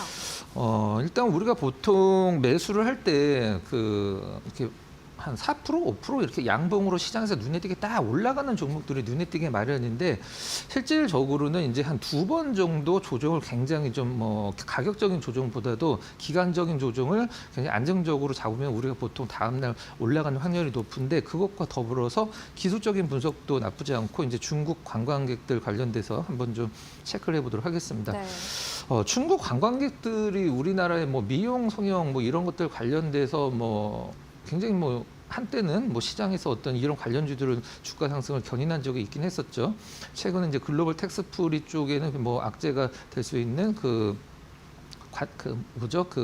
세금, 환급 관련된 부분은 좀 없어지긴 했었습니다만은 네. 우리 클래시스 같은 기업들은 사실 우리가 보통 기계 레이저 장비도 비싸지만 실질적으로 이걸 경제 용어에서는 면도기 사업이라고 표현을 하는데 원래 면도기나 프린터기 이런 것들은 굉장히 싸게 팝니다. 굉장히 싸게 팔고 소모품을 파는 장사가 면도기 사업이라고 하는데 이 클래시스가 만든 슈링크나 볼륨머 이런 장비들은 장비도 비싸지만 원래는 이 탭이라고 하기도 합니다만 이 팁을 팔기 위해서 장비를 굉장히 많이 팔면은 이 팁이 계속적으로 나가기 때문에 그 부분에 사실 회사 입장에서는 더 영업이익에 도움이 되는 거거든요. 그러면은 지금 현재 제주도에 있는 롯데관광개발 같은 경우는 사실 제주도에 국한됐던 무비자가 내륙까지 같이 진행이 되면 사실 꼭 제주도를 갈 필요는 없기 때문에 롯데관광개발은 그걸 리스크로 보는 측면도 있긴 합니다만은 이 미용과 관련된 기업들은 중국 관련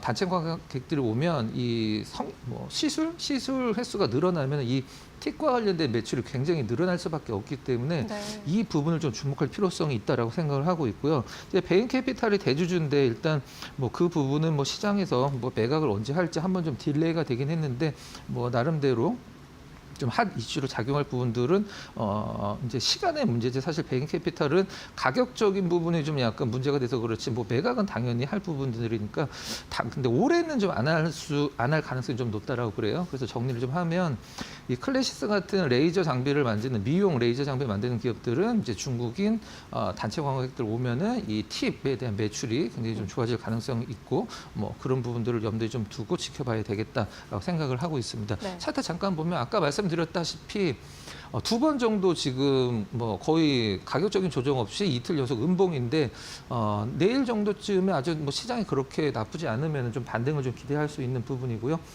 수급은 아직은 좀 그렇게 좋아지진 않는 것 같아요. 외국인 기관들 좀 소폭 매도세인데 5월 달에 이제 급락한 구간이 있는데 베인캐피탈이 블록딜을 좀 많이 했어요. 근데 시장가보다 한 10% 정도 싸게 블록딜을 해버렸기 때문에 급락이 좀 나왔는데 추후에 추가 하락은 좀 없다라는 부분 나름대로 시장에서 가격적인 뭐 지지는 보이고 있다 이렇게 보시면 될 것 같습니다. 가격 전략은요? 네, 가격 전략. 지금 이제 현재 가격이 59,000원 초반이죠. 59,000원 뭐 전후면은 사실 큰 뭐 무리 없는 가격이고요. 최근에 이제 시장이 안 좋을 때도 가격적인 부분은 거의 뭐 지지를 해줬으니까 이제 목표 가격은 그렇게 높게는 잡지 않고 한 7만 원 정도로 한번 설정을 해보고요. 손절 가격은 55,000원으로 좀 타이트하게 설정을 해보도록 하겠습니다. 네, 미용기기 관련주 클래시스 오늘의 포착 종목으로 살펴봤습니다. 목표가 7만 원까지 열어보도록 하겠습니다. 잘 고려해 보시고요. 오늘은 여기서 인사드릴게요. 자세한 설명 고맙습니다. 수고하셨습니다.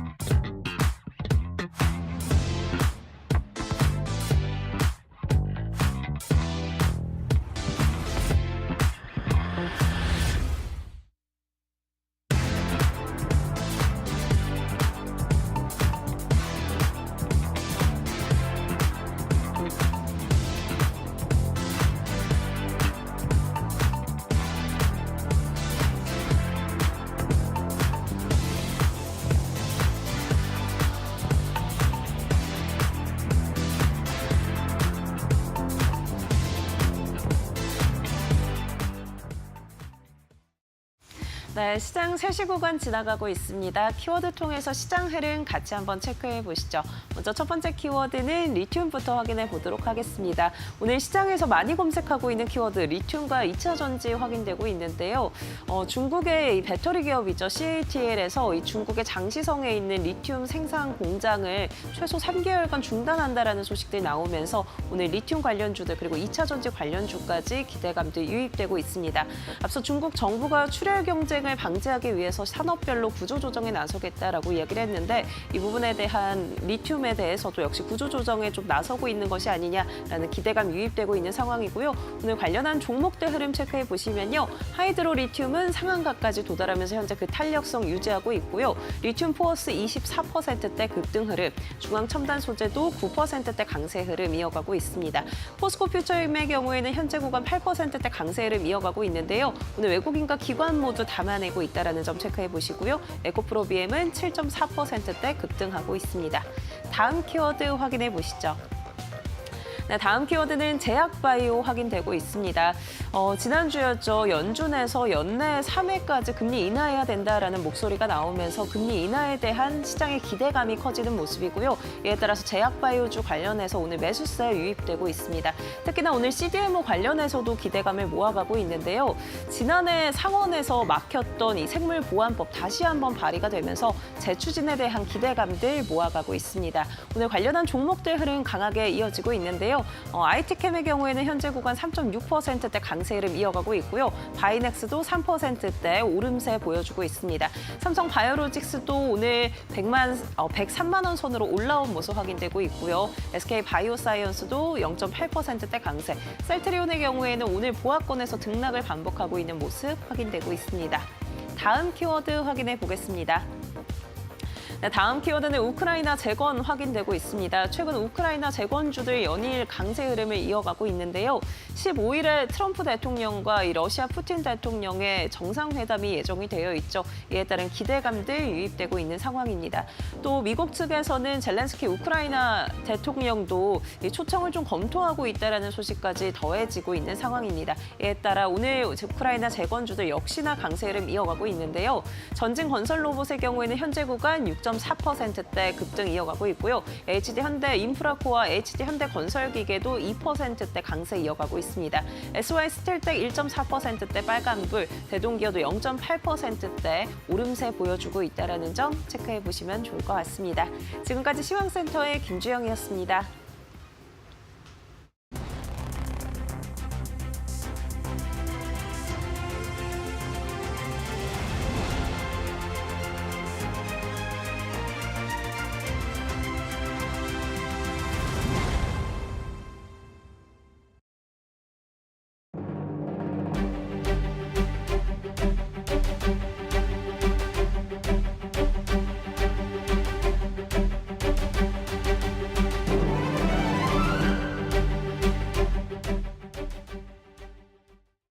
맥락 시간으로 이어가 보겠습니다. 저희 맥락 시간을 통해서는 각 섹터와 업종을 대표하는 연구원님들을 모시고 그 산업의 맥락을 짚어보는 시간으로 이뤄지고 있습니다. 오늘은 신한투자증권의 박광래 연구원과 함께 자동차에 관련된 이야기 나눠보겠습니다. 인사 먼저 나누겠습니다. 안녕하십니까? 네, 안녕하세요. 네, 반갑습니다. 자동차 관련된 이야기 오늘 좀 자세히 집중적으로 조명해 보고자 하고요. 최근에 뭐 여러 가지 이야기가 있는데 그중에 제가 조금 눈에 띄게 봤던 게 폭스바겐의 전기차 점유율이 엄청 많이 상승했다는 그 기사를 봤습니다. 점유율 1위로 올랐고 테슬라가 역성장하면서 2위로 내려앉았고 현대차가 3위까지 계속해서 좀 성장세를 꾸준하게 유지하는 모습이 나타나고 있는데요. 전기차 시장의 판도 변화가 확실하게 진행되고 있는 건지 앞으로 전망을 어떻게 보시는지 먼저 말씀해 주시죠. 네, 일단 폭스바겐 언급을 해주셨는데요. 네. 폭스바겐은 우리나라의 현대차와 기아 입장에서도 굉장히 중요한 업체입니다. 왜냐하면은 그 전기차를 포함한 전체 자동차 이제 글로벌 판매 순위를 보면은 도요타 그룹이 1등, 폭스바겐 그룹이 2등, 그리고 현대차 그룹이 3등이기 때문에 일단은 내 앞에 바로 있는 경쟁자가 이제 폭스바겐 그룹인 걸 감안해봤을 때는 폭스바겐 그룹이 좀 못해주는 것이 이제 우리나라 완성차 업체한테는 호재가 될 수 있을 텐데 최근에는 폭스바겐 그룹이 앞서 언급하신 것처럼 전기차 시장에서 굉장히 좋은 모습들을 좀 보여주고 있습니다. 뭐 여러 가지 요인들이 복합적으로 좀 반영이 되고 있는 듯한데요. 뭐 일단 뭐 적극적인 할인 정책 그리고 상품 라인업의 개선 그리고 이제 공급 정상화 등이 맞물리면서 지금 특히 전기차 쪽에서의 점유율이 좀 올라가고 있는 최근의 모습입니다. 네. 그 유럽 시장에서 전기차 시장의 확장세가 굉장히 눈에 띄는데 또 북미 같은 경우에는 그렇게 상승이 많지는 않더라고요. 네, 그렇죠. 이제 네. 북미 같은 경우는 결국 여러 가지 정부 정책, 정부 지원책이 있어야지만 조금 더 한 단계 레벨업된 판매 증가가 나올 수 있을 텐데요. 많이들 아시는 것처럼 그 전기차 세액 공제가 이제 9월 말로 종료가 되기 때문에 물론 이제 그런 것들에 따라서 지금 이제 선구매 수요가 발생을 하고 있긴 하지만은 확실히 유럽보다는 미국에서의 그런 정부 정책의 지원책이 조금 약하다라고 보시면 될 것 같고 아무래도 그런 것들이 최근에 테슬라의 부진에 뭐 일부 영향을 주고 있다라고 저는 좀 생각을 하고 있습니다. 네. 그 테슬라가 아직도 그 정체적인 리스크를 안고 있나요, 유럽 시장에서? 일단은 여러 네. 가지 리스크에 노정되어 있는데요. 네. 가장 큰 이유는 테슬라가 자체적으로 못하는 것도 있고 네. 또 경쟁사들이 잘하는 것 두 가지가 복합적인데 뭐 일단은 테슬라의 이제 대표인 일론 머스크에 대한 반감 이런 것들이 특히나 이제 유럽 시장에서 판매에 영향을 일부 주고 있는 것으로 좀 분석이 되고 있고요. 그리고 뭐 폭스바겐이나 다른 브랜드와는 다르게 테슬라는 그 일부 모델만 지금 계속 판매를 하고 있어요. 그러니까 약간 몇 년 전만 해도 그 테슬라의 그 하얗게 그 돌고래 같이 생긴 디자인이 굉장히 예쁘게 보였는데 네. 지금은 그런 것들이 너무 오래 노출되다 보니까는 약간 디자인 자체가 약간은 고루해져 보이는 영향까지 발생하고 있기 때문에 좀 다르게 말씀드리면은 특정 모델에 편중이 되어 있다라는 것들이 지금 테슬라의 단기 리스크 요인이 되고 있는데 테슬라도 이런 것들을 좀 알고 좀 저가 판매 쪽에서 지금 신규 세그먼트 창출을 지금 노력을 하고 있어서 네. 향후 이런 것들이 성공적으로 작용을 하게 되면은 테슬라의 점유율도 좀 회복이 가능하지 않을까라고 좀 기대를 하고 있습니다. 네, 알겠습니다. 국내 완성차 기업들의 실적도 한번 짚어보고자 하는데요. 관세에 대한 우려, 미국의 관세 우려로 인해서 2분기 실적 주춤하지 않을까라고 생각을 했는데 생각보다 실제로 좀 많이 주춤한 모습이 나타났고 3분기 들어서는 그러면 15% 관세와 함께 그래도 좀 나아지지 않을까라는 이야기도 나오고 있는데 연건이 보시기엔 어떨까요? 뭐 일단은 실적이라는 거는 그 감소하는 감소 폭도 중요하지만 네. 시장 참여자들의 기대치에 얼만큼 부합하는지 여부도 좀 중요할 그쵸. 텐데 일단 2분기 실적 같은 경우는 네, 시장 기대치의 눈높이가 많이 내려온 상태만큼은 나왔기 때문에 내용적으로는 약간 부진했을 수 있겠지만은 그런 것들이 주가의 급락으로 이어지지는 않고 있는 좀 모습인 듯합니다. 그래서 이제 그 관세 비용을 걷어내고 보면은 기타 이제 현대차와 기아의 펀더멘털은 아직까지는 좀 양호한 수준으로 많이들 평가를 하고 있는데요. 근데 이제 문제는 3분기부터죠. 일단 관세에 대응하기 위해서 현대차나 기아 등이 그 관세가 시작되기 전에 이제 미국으로 수출을 미리 선적해 놓은 것들이 2분기 실적의 일정 수준 방파제 역할을 했는데요. 이제 3분기부터는 그런 것이 거의 없는 식으로 이제 관세 여파에 100% 지금 노출될 수밖에 없는 분기가 처음으로 시작되기 때문에 좀 3분기 실적이 어떻게 나오는지는 좀 지켜볼 필요가 있습니다. 다만 근데 이제 최근에 그 8월 초에 발표되었던 이제 7월 미국 판매 데이터를 보시면은 전반적인 시장도 생각보다 많이 팔렸고 그리고 현대차와 기아가 전년 동월 대비 10% 넘게 지금 판매가 좀 증가한 상태이기 때문에 만약에 이러한 판매 호조세가 이제 8월, 9월까지 이어지게 된다면은 지금 시장 기대치를 약간은 좀 상회할 수 있는 실적도 나올 수 있지 않을까라고 생각을 하고 있습니다.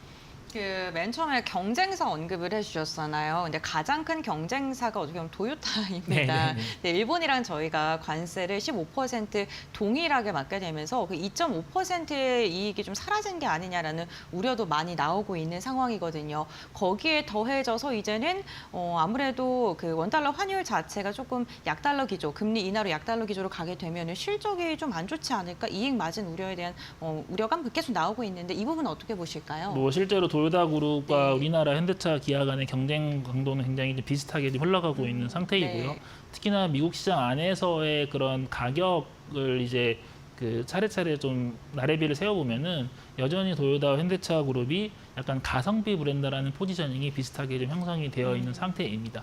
그래서 얼마 전에 2.5%포인트 관세 정책이 뭐 있냐 없냐 이런 것들 때문에 주가가 오르고 빠지고 이런 것들이 이제 괜히 시장에서 나온 우려가 아닌데요. 그만큼 이제 작은 가격 차이로도 점유율이 바뀔 수 있다는 것들이 반영이 되고 있다는 방증인데 근데 이제 지금 어찌됐든 3분기 이후의 실적은 도요타나 현대차 그룹 둘 다 모두 이제 관세에 노출돼 있는 상태이기 때문에 조금 여러 가지 어려움들이 좀 많이 있을 수밖에 없는 상황이다라고 보셔야 할 것 같습니다. 근데 이제 앞서 언급드린 것처럼 7월 판매 데이터를 보시면은 현대차와 기아도 잘 팔렸지만은 또 도요타 브랜드들도 7월 달에 미국에 잘 팔렸어요. 그래서 확실히 지금 여러 가지 관세 시국 안에서도 지금 미국 소비자들의 그런 구매 행태가 굉장히 이제 좋은 차, 그러니까 많이 비싸지 않으면서도 좋은 차들을 많이 선호하는 식으로 올라가고 있다는 거를 좀 파악할 수 있을 것 같고요. 이런 것들은 최근에 좀 경기 침체와도 맞물리면서 아무래도 럭셔리카 위주의 브랜드보다는 약간 이제 가성비 브랜드 포지션이 있는 현대차, 기아, 도요타가 상대적인 관점에서는 올해 하반기 때도 잘 버틸 수 있겠다라고 저는 좀 기대를 하고 있습니다. 그래서 이제 남아있는 환율이나 이제 인센티브 관련된 변수들의 움직임이 중요할 텐데요. 네, 그렇죠. 그 앞서 언급해 주신 것처럼 환율이 높을수록 어찌됐든 현대차와 기아 실적에는 좀 유리한 건 맞습니다. 그래서 이제 제 추정치이긴 하지만은 원달러 환율이 10원 내려오게 되면은 현대차는 한 3천억 정도, 기아는 2천억 정도의 영업이익 마이너스 효과가 나오기 때문에 환율에 대한 추이도 같이 보셔야 할 것 같은데요. 다행스러운 거는 이제 연초 이후에 지속되었던 원달러 환율 하락세가 약간 지금은 좀 멈춰 있는 상태이기 때문에 남아있는 연말까지 환율이 조금이라도 올라준다면은 지금의 리스크는 좀 약간 좀 오프되면서 주가는 일부 반등을 할 수 있다라고 저는 생각을 하고 있습니다. 네, 알겠습니다. 환율적인 부분도 좀 꼼꼼하게 체크해야 될 것 같은데 10원이 하락할 때 3천억 원 정도의 손해가 예상된다라고 이야기해 주셨습니다. 지난주였죠. 현대차랑 GM이 동맹 소식을 전해지면서 또 시장에서 굉장히 큰 주목을 받기도 했습니다. 신차 플랫폼을 공동으로 개발한다라는 이야기를 하면서 차량 5종에 대한 개발 발표를 했습니다. 파급력, 효과를 어느 정도로 예상하십니까? 일단은 신차를 하나를 새로 개발을 하려면은 네. 굉장히 수년간의 시간도 필요하고요. 비용적인 측면에서도 수천억 원의 비용이 투입되는 걸로 알려져 있습니다. 근데 그거를 지금 GM과 현대차가 같이 하겠다라는 것이고요. 이제 언론에 통해서 밝혀진 걸로는 이제 기아는 그런 이제 협력에서 빠져 있는 걸로 나와 있는데 서로의 약점을 보완하기 위한 동맹이라고 해석을 하시면 될 것 같아요. 그러니까 GM은 아무래도 하이브리드 파워트레인에서 약간 좀 강점이 덜하고 네, 그렇죠. 그리고 현대차는 미국에서 잘 팔리고 있는 픽업 트럭 관련돼서는 좀 강점이 약하기 때문에 서로의 약점을 보완하기 위한 MOU였다라고 저희는 해석을 하고 있습니다. 그래서 이제 이러한 식의 공동 개발을 하게 되면은 이제 북미와 기타 지역에서의 대응력이 둘 다 올라갈 수 있을 것이다라고 좀 생각을 하고 있고요. 특히나 이제 어쨌든 그 공동 플랫폼을 양 브랜드가 쓰게 되면은 특정 부품에 대한 사용량도 많아질 수 있는 효과가 있기 그렇죠. 때문에 그러한 부품을 어떤 특정 부품사가 이제 출하를 하게 된다라고 치면은 그 부품사 같은 경우는 이제 매출에 대한 사이즈가 좀 더 레벨업 될 수 있는 포인트가 될 수 있는데 아직 세부적인 플랜은 아직 밝혀지지 않는 상태이기 때문에 관련한 수혜주는 조금 더 시간이 지난 다음에 좀 나오지 않을까라고 저는 생각을 하고 있습니다. 네, 알겠습니다. 현대차의 전동 기술 그리고 GM의 밴이라던가 아니면 픽업 차량에 대한 강점을 서로 갖고서 보완해주는 역할을 하기 위해서 이번 협업이 진행됐다라고 이야기해줬고 부품사들까지의 낙수 효과가 기대되긴 하는데 특정 기업이 아직은 거론되질 않았다라고 이야기해 주셨습니다. 이제 저희가 종목별로 조금 더 세분화돼서 이야기 나눠볼 텐데요. 현대차의 주가가 사실 그렇다 할 상승력을 보여주지는 않고 있는 모습입니다. 그렇다면 지금 주가의 레벨을 어느 정도로 지금 판단하고 계신지 지금 구간에서 투자 전략을 어떻게 세워야 되는지 궁금합니다. 일단 현대차도 그렇고 기아도 그렇고 둘 다 밸류에이션 매력도 굉장히 높다라고 네. 저는 생각을 하고 있습니다. 다만 이제 그 시장 안에서의 그 제한된 자원을 어떻게 배분하느냐 차원에서 아직까지는 완성차가 그렇게 나이스한 테마는 못 되고 있기 때문에 아직까지는 본격적인 주가 상승은 나타나지 않고 있다라고 생각을 하고 있는데요. 좀 롱텀하게 보실 수 있는 분들은 지금 PER 4배 정도, 주가 예상 배당 수익률 5.5% 정도에서는 무난하게 진입이 가능하지 않을까라고 좀 생각을 합니다. 다만 이제 어쨌든 관세가 25%에서 15% 지금 내려온 상태이고요. 여기서 추가적인 비용 절감이나 아니면 가격 상승 등이 하반기와 내년도 실적을 어떻게 만드는지를 좀 더 모니터링은 필요하다라고 좀 생각을 하고 있고요. 특히나 이제 현대차도 그렇고 기아도 그렇고 올해와 내년까지 소폭의 좀 감익이 예상이 되고 있기 때문에 그 감익의 정도가 좀 더 줄어들 수 있다면 아니면 혹시나 내년도에 증인 모멘텀으로 전환이 될 수 있다라면은 지금의 저평가가 조금 더 빨리 개선될 수는 있겠다라고 좀 생각을 하고 있고요. 단순히 이제 그런 이제 이익적인 측면의 스토리뿐만 아니라 회사 측의 이제 주주 환원에 대한 강력한 의지 같은 게 여러 채널을 통해서 다시 나오게 된다면은 지금 정도 주가에서는 조금 더 단기 반등도 가능하다라고 생각을 하고 있습니다. 네, 알겠습니다. 현대차와 기아 어쨌든 간에 북미에 대한 관세 판매를 조금 더 지켜봐야 될 것 같긴 한데 그 밸류 측면에서는 굉장히 매력적이다라고 양사를 판단해 줬고요. 지금 관세 이야기하면서 제가 리포트 쭉 이렇게 살펴보면서 기아에 대해서 실적 발표 전에 목표 주가 상향 리포트 내놓으셨고 네. 2분기 실적이 생각보다 좀 부진했는데 영업이익 측면에서 유지를 하셨어요, 목표가를. 네네네. 그 이유가 좀 궁금하거든요. 뭐 네. 일단은 그 시장에서 네. 우려하시는 리스크 요인들이 많이 이제 기반영되었다라고 좀 생각을 했기 때문에 네. 그래서 그 전에 목표 주가를 올렸던 적이 한 번 있었고요. 네.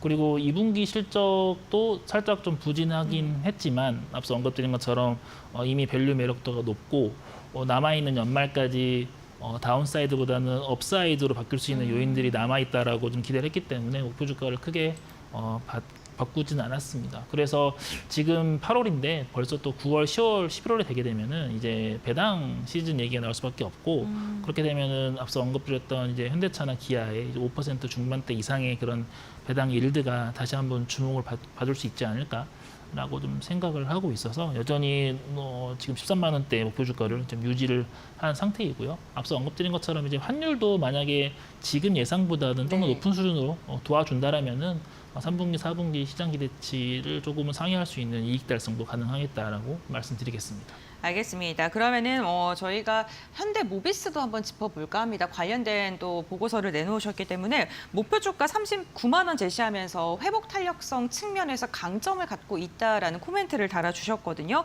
그 배경이랑 투자자들이 어떤 부분에 좀 주목을 해야 되는지도 말씀해 주시죠. 일단 뭐 관세는 피할 수 없는 변수라서 네. 그 관세 역풍을 얼마큼 덜 얻어맞느냐를 봐야 되는 건데 현대모비스가 이제 그러한 컨셉에서 AS 부분이 똑똑한 효자 노릇을 할 수 있겠다라고 좀 생각을 하고 있습니다. AS 부분은 이제 많이들 아시는 순정 부품을 판매하는 사업 부분을 말씀을 드릴 수 있을 텐데요. 거기에서 지금 20% 이상의 영업이익률이 계속 좀 유지가 되고 있고요. 그리고 이제 미국 안에서도 지금 경기가 어려워지고 관세 때문에 차가 비싸지게 되면은 올해 차를 사려고 했던 사람들이 차를 몇 년 더 오래 몰게 되는 것이죠. 그래서 차량이 좀 더 이렇게 연식이 오래되게 되면은 아무래도 거기에서 자연적으로 이제 정비 수요가 늘게 될 텐데 여기에서 현대모비스의 AS 부분에 좀 더 질적 상승이 가능하겠다라고 좀 생각을 하고 있고요. 또 전동화 파트에서의 외형 성장 그리고 회사 자체 주주 환원 정책 이런 것들이 좀 결합되게 되면은 실적과 밸류에이션이 동시다발적으로 작용을 하면서 주가가 계속 올라갈 수 있는 모멘텀이 된다라고 좀 생각을 하고 있고 지금 자동차 빅3 현대, 기아, 모비스 3사 중에 네. 모비스가 유일하게 올해와 내년 지금 증익 모멘텀이 살아있는 업체이기 때문에 중장기적인 관점에서는 모비스를 제일 좋게 좀 생각을 하고 있는 상태입니다. 네, 알겠습니다. 관세 여파에 대해서 좀 지켜봐야 될 것 같지만 미국 시장에서 경기 침체로 인해 가성비가 좋은 차량이 주목받고 있고 그게 국내 브랜드가 지금 주목을 받고 있다라고 이야기해 주셨고요. 환율적인 측면은 조금 더 좋아진다면 실적 개선에 대한 기대감까지 언급을 해주셨고 자동차 관련해서 현대 모비스 지켜보자라고 말씀해 주셨네요. 오늘 박강래 연구원과 자동차 산업 관련된 이야기 나눠봤고요. 오늘 말씀 여기까지 듣도록 하겠습니다. 고맙습니다.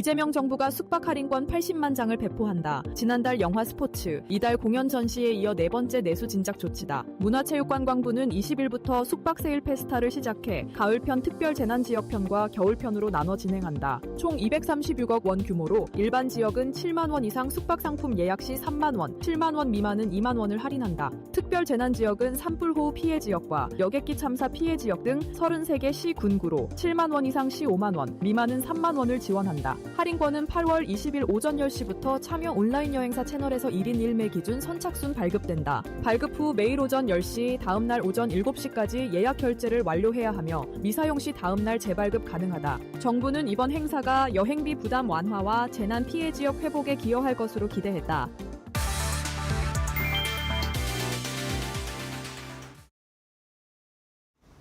네, 장 마감 동시효과 구간에 들어왔습니다. 라스트 찬스로 이어갈게요. 레몬리서치 김민수 대표, 오리드홀딩스 권영우 대표 두 분 모셨습니다. 어서 오십시오. 안녕하세요. 네, 안녕하세요. 오늘 시장 큰 방향성은 좀 보이지 않았던 것 같은데 먼저 김 대표님께서는 시장 어떻게 분석해 보셨을까요? 네, 분석할 것도 없네요. 지금 시장이 거의 답보 상태인데 일단 지금 해외 증시 미국도 그렇고 지금 아시아 증시 보다 보니까 일본, 중국 다 강한데 우리는 왜 제자리에 멈춰 서 있어야 될지 이 부분이 조금 좀 안타깝고 그렇지만 자세히 보게 되면 이유는 있다고 봐야 될 것 같고요. 네. 예, 정부가 또 세제 개편 관련된 쪽들 그리고 또 밸류업 하는 쪽들 계속 속도 내주기를 기원하면서 시장을 바라보는데 근데 오늘 또 강한 섹터 중에 하나가 2차 전지입니다. 계속 시장에서 최근 들어서 얘기가 많이 나오는 섹터고 이쪽에 대한 변화들은 일단 중국에서 산업의 구조조정을 한다라는 관점 쪽에서 변화가 들어오면서 중국의 탄산 리튬 관련된 가격들이 계속 우상향으로 바뀌고 물론 변동은 상당히 큽니다만 그래도 바닥은 찍었다라는 관점 쪽에서 일단 2차 전지에 대한 기대감들이 다시 이제 바닥권 아니겠느냐라는 쪽에 대한 기대 흐름으로 주가는 좀 반영이 나온다고 봐야 될 것 같고요. 하지만 종목들이 어떤 여러 가지 종목들에 따라서 어떤 등락은 좀 크다마는 가장 중요한 핵심은 그래도 LG에너지 솔루션이 일단 북미 쪽에서 LFP를 활용해서 ESS 쪽으로 진입한다라는 쪽들에 대한 강한 흐름들이 이제 하반기에 기대가 되는 모습들이고요. 이를 통해서 어떤 전기차 캐즘에 대한 돌파구를 마련하겠다라는 쪽들이 가장 눈여겨볼 수 있는 쪽이기 때문에 그와 관련된 쪽에서 그러면 LFP와 관련된 쪽들이 ESS로 간다라는 쪽으로 보게 되면 마찬가지로 삼성 SDI나 SK온도 비슷한 방향으로 갈 것이다라고 하게 되면 이게 주 트렌드가 되겠죠. 그러다 보니까 특히 들어가는 LFP 쪽에서의 양극재, LNF가 LG에너지 솔루션으로 전량 그래도 담당하게 될 모습들이고 그와 함께 또 포스코 퓨처엠이 음극재 쪽이죠. LFP향 음극재 그런 쪽에서 가장 큰 두 축을 차지하면서 움직인다라고 하게 되면 이 부분을 또 가장 중요하게 보셔야 될 것 같고요. 그와 함께 또 대주전자재료 같은 경우도 실리콘 음극재로 전환되기 시작하면서 중국산 흑연을 안 쓴다라고 하게 되면 가장 큰 수혜를 볼 수가 있기 때문에 그런 관점 쪽에서 움직이는 관점들 상대적으로 좀 묵직한 모습이라고 하더라도 변화가 들어올 가능성이 높고 게다가 또 철강주가 아닌 2차 전지 관련된 소재 쪽에 부각을 받는다라고 하게 되면 포스코 홀딩스 같은 경우도 지금 한번 지지권 확보하고 다시 고개를 들고 있다라고 하게 되면 이런 종목들도 일단 지금 시장에는 맞는 종목들이 아닐까라는 쪽으로 바라보고 있기 때문에 주도적인 섹터 그리고 또 그와 함께 움직이는 방향들 같이 체크하면서 보실 필요가 있다. 그렇게 말씀드리겠습니다. 네, 오늘 또 2차 전지 sek터 강하게 움직여줬는데 섹터 안에서 기대 요인 좀 정리해봤고요. 소재단에서 체크 포인트 정리해 주셨으니까요. 잘 참고해 보시면 좋겠습니다. 권 대표님께서는 오늘 시장 어떻게 좀 바라보셨을까요? 요새 좀 시장이 중국발 이슈에 좀 민감한 네. 그런 시장이다라고 좀 말씀드리고 싶고요. 시장 2차 전지가 좀 강세가 나오고 있는데 저번 주에 이어서 오늘도 좀 상승이 좀 나오는 모습이 나타났고 보니까 중국 리튬 공장이 3개월 동안 이제 가동 중단한다라는 소식 때문에 이제 리튬 가격이 많이 올라서 저번 주 금요일 미증시에서 리튬의 1위 기업 엘로바마가 이제 좀 상승폭이 좀 크게 나타나면서 상승 마감했거든요. 네. 그러니까 이런 부분들에 대해서 이제 국내 증시도 바톤 터치를 해야 되겠죠. 바톤 터치를 해서 이어받는 흐름이 좀 나타났던 것 같고, 뭐 에이젠손도 그렇고 그동안 이제 부각받지 못했던 이런 소재주들, 양극재, 음극재 기업들이 오르는 걸 보면 2차 전지 전체 어떤 섹터에 어떤 순환 자금이 돌았다 이렇게 좀 분석을 할 수 있을 것 같아요. 그래서 중국 쪽 이슈가 지금 뭐 관광객에 대해서 무비자 입국도 지금 한시적으로 허용했다. 뭐 이런 소식 때문에 저번 주에 파라다이스나 뭐 카지노 쪽도 좀 수급이 들어왔었고 화장품 쪽도 수급이 들어왔었는데 오늘 같은 경우 좀 조정이 나왔다는 거죠.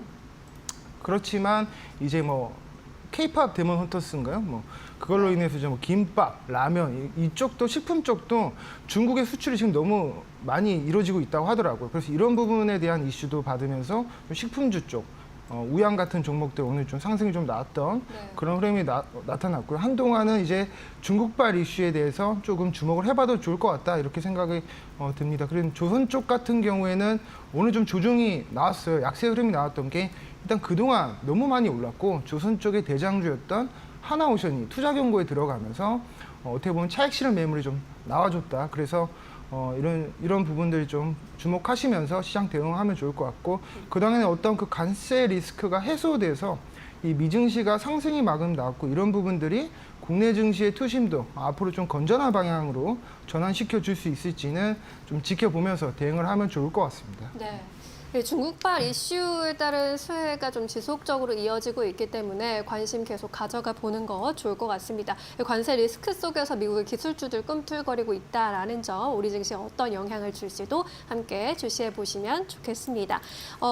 동시효과 구간에서의 시장 흐름 좀 점검해 보도록 하겠습니다. 오늘 코스피 지수의 경우에는 장중에 3,200선 밑으로 좀 내려가기도 했습니다. 3,199포인트까지 저점 낮췄다가 이내 다시 반등하는 모습. 장중에는 좀 등락을 오가는 모습 보였는데요. 현재도 보합권에서 마감 기다리고 있습니다. 3,210포인트 전거래일과 비슷한 수준에서 마감할 것으로 보입니다. 코스닥의 경우에는 장 초반에 반짝 하락했다가 그래도 상승 전환한 이후로 플러스권에 머물러주는 모습이었고요. 현재 장중 고점 부분에서 마감 기다리고 있습니다. 813포인트까지 올라갔던 시장에서 811포인트에서 마감 기다리고 있습니다. 코스피 200의 경우에도 보합권 마감 예상되고 있습니다. 오늘 유가증권 시장에서는 외국인의 순매수세 확인이 됐습니다. 1,600억 원의 매수 우위 집계가 되고 있고요. 반면에 개인과 기관이 각각 1,000억 원대 매도 우위를 기록했습니다. 코스닥에서는 외국인과 기관의 동반 매수 우위 확인됐습니다. 소폭이지만 외국인과 기관 각각 400억 원대 매수 우위 기록했고요. 반면에 개인이 900억 넘게 덜어내는 모습이었습니다. 오늘 시가총액 상위 종목들 안에서는 삼성전자가 조금 쉬어간 가운데 SK하이닉스가 4%대 탄력을 보여줬고요. LG엔솔도 2차 전지 대장주로서 3%대 오름세 보여주고 있습니다. 삼성바이오로직스도 1%대 강세 보이면서 103만 4천 원 선에서 마감 기다리고 있습니다. 네, 다음 코스피 상위 종목들도 좀 살펴보시면요. 하나 에어로스페이스가 보합권 마감, 두산에너빌리티가 5% 가까운 탄력 받아가고 있습니다. KB금융과 HD현대중공업은 쉬어갑니다. 우리 시장 마감합니다.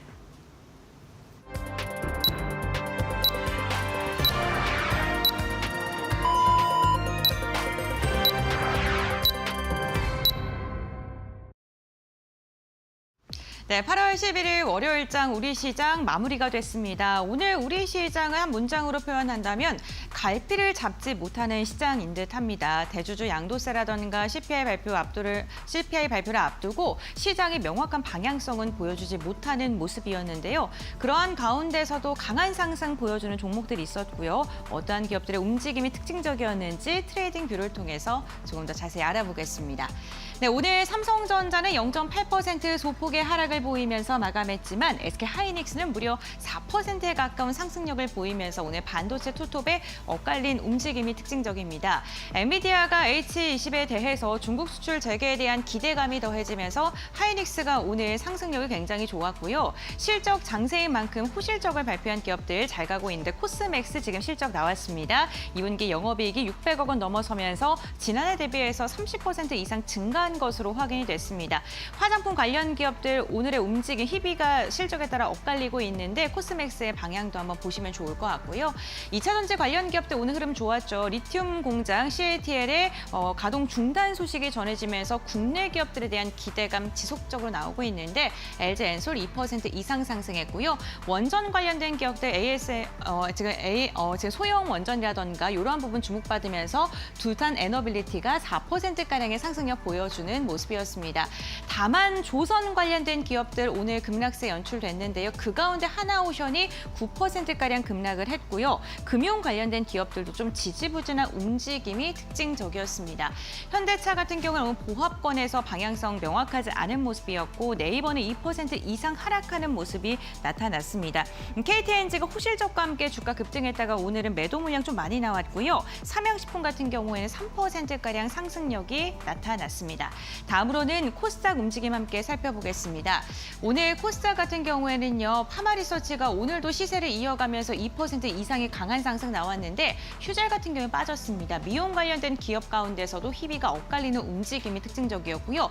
역시나 강력한 초록색, 강력한 상승을 그리고 있는 기업들 보게 된다면 에코프로 그룹주입니다. 에코프로 BM이 무려 8%에 가까운 강한 상승 나오면서 2차 전지 소재 관련 기업들의 흐름도 굉장히 좋았고요. 엔터주들 흐름 좋았죠. YG엔터가 호실적 발표하면서 목표 주가 상향 리포트 쏟아졌는데 오늘 10만 원대 돌파하는 데 성공했고요. 막판까지도 11%가량의 오름세가 나왔고 SM과 JYP까지도 온기가 좀 퍼져나가는 모습이 나타났습니다. 앞서 코스맥스는 호실적을 발표했는데 오늘 화장품 관련 기업 가운데 부진한 실적 발표에서 급락한 종목도 있습니다. 실리콘2가 종가까지도 급격하게 빠지면서 무려 18%가량의 하락세를 그리면서 마감했고요. 실적이 시장 기대치를 못 미친다는 게 그 영향을 미친 것으로 보입니다.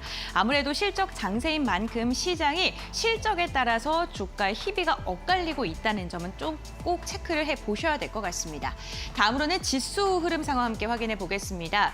오늘 유가증권 시장은요. 3,210선에서 계속해서 등락을 오가다가 결국에는 0.1% 빠진 채 마감을 했습니다. 3,206포인트 선에서 종가를 체결했고요. 반면 코스닥 같은 경우는 견조한 상승 유지했죠. 0.32%가량 오르면서 811포인트의 종가를 체결하면서 양 시장이 엇갈린 움직임이 포착이 됐습니다.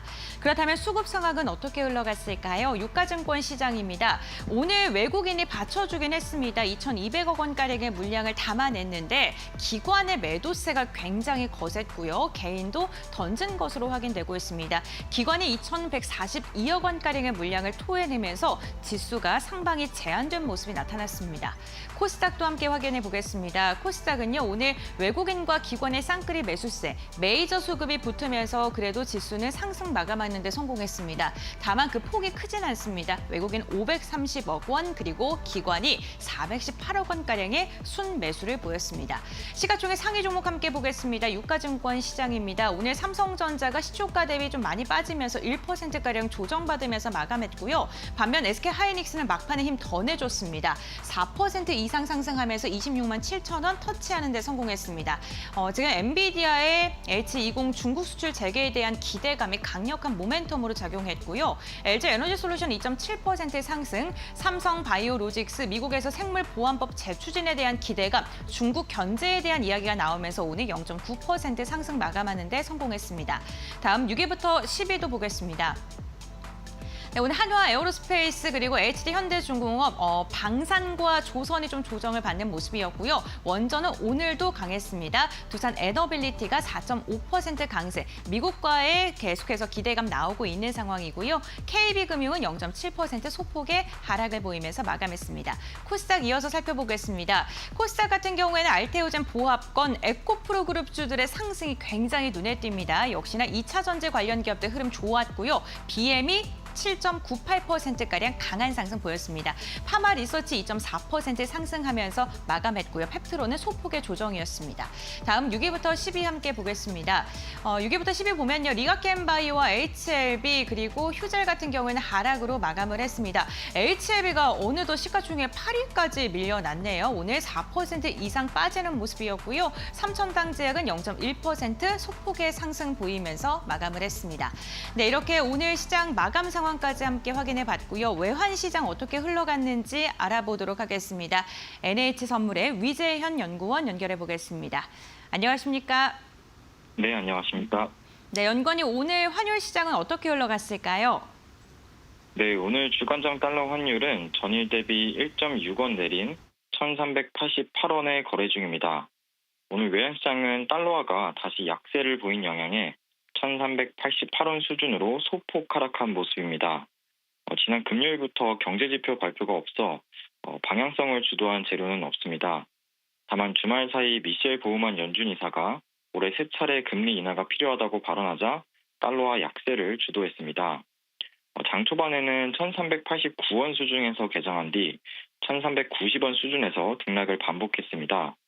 수급적인 측면에서는 외국인들이 국내 증시에서 순매수를 하고 중국 외환당국이 연이어 절상고시를 이어가자 위안화와 연동되며 추가적인 하락 압력을 받았습니다. 점심시간을 지나 1385원 수준까지 하락한 환율은 현재 소폭 반등해 1388원 부근에서 거래를 반복하고 있습니다. 대체로 내일 나올 미국의 CPI 지표를 대기하는 모습이 강했습니다. 네, 그렇군요. 그렇다면 미국 CPI 지표가 발표가 된다면 환율의 방향성은 어떻게 갈까요? 예측해 주신다면 말씀해 주시죠. 네, 이번 주 외환시장은 사실 말씀 주신 대로 CPI가 가장 중요할 것으로 보고 있습니다. 사실 지난 8월 초 공개된 미국의 비농업 고용 보고서 이후 시장 내 금리 인하 기대감이 매우 높아졌습니다.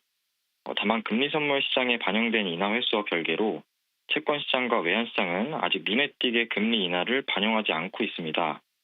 이런 현상이 발생한 이유 자체가 CPI 경계감 때문으로 보고 있습니다. 지난 7월에 확인했던 CPI와 PPI에서는 일부 관세 효과가 드러났고 만약 내일 저녁 발표될 CPI도 3%에 가깝게 상승한다면 현재 반영된 금리 인하 기대감이 모두 되돌려질 가능성이 있습니다. 반대로 CPI가 예상을 하회한다면 채권 시장과 외환 시장 모두 빠르게 금리 인하를 반영해 약달러가 촉발될 수 있습니다. 현재 블룸버그 기준 CPI의 시장 컨센서스는 전년 대비 2.8%로 형성되어 있습니다. 네, 알겠습니다. 지금 예상치가 2.8%인데 이를 웃도는지 밑도는지에 따라서 달러의 방향성이 결정될 것이다라고 이야기를 해주셨네요. 오늘 말씀 여기까지 듣겠습니다. 고맙습니다. 네, 감사합니다. 네, 국내 증시 오늘 큰 방향성은 보이지 않았는데 실적 중심의 종목 장세가 이어졌습니다. 세제 개편안도 지수 전반적인 분위기에 영향을 주고 있는데요. 입법 예고 기간인 14일까지 관련 논의가 진행될 수 있다라는 점에서 유의해 보실 필요 있어 보입니다. 내일 전략도 계속 세워보도록 할게요. 김 대표님께서는 내일 포인트 어떻게 잡고 계실까요? 네, 시장은 답보 상태로 가다 보니까 완전하게 그냥 섹터 장세라고 봐야 될 것 같습니다. 그렇죠. 요즘에 강한 섹터를 하나 고르라고 하게 되면 앞서 대표님도 얘기하셨지만 엔터 쪽에 대한 모습들 강하다고 봐야 될 것 같고요. 특히 엔터주 같은 경우는 최근 들어서 하이브가 실적 발표했는데 발표하고 약간 반등은 시도하지만 오늘 같은 경우는 좀 약하고요. 나머지 쪽으로 봤을 때 SM이나 YG엔터 그리고 또 JYP엔터 모두 다 강한 모습들을 보여주고 있는데 네. 요즘 보니까 구글 트렌드 쪽에서 잊혀졌지만 블랙핑크도 트렌드가 다시 살아나는 모습들이고 캐치아이라고 좀 잊혀졌던 그룹이긴 한데 이쪽이 오히려 좀 빠르게 올라옵니다. JYP 쪽에 글로벌 오디션을 통해서 만든 아이돌 여자 아이돌 그룹인데 한 명이 탈퇴를 했고요.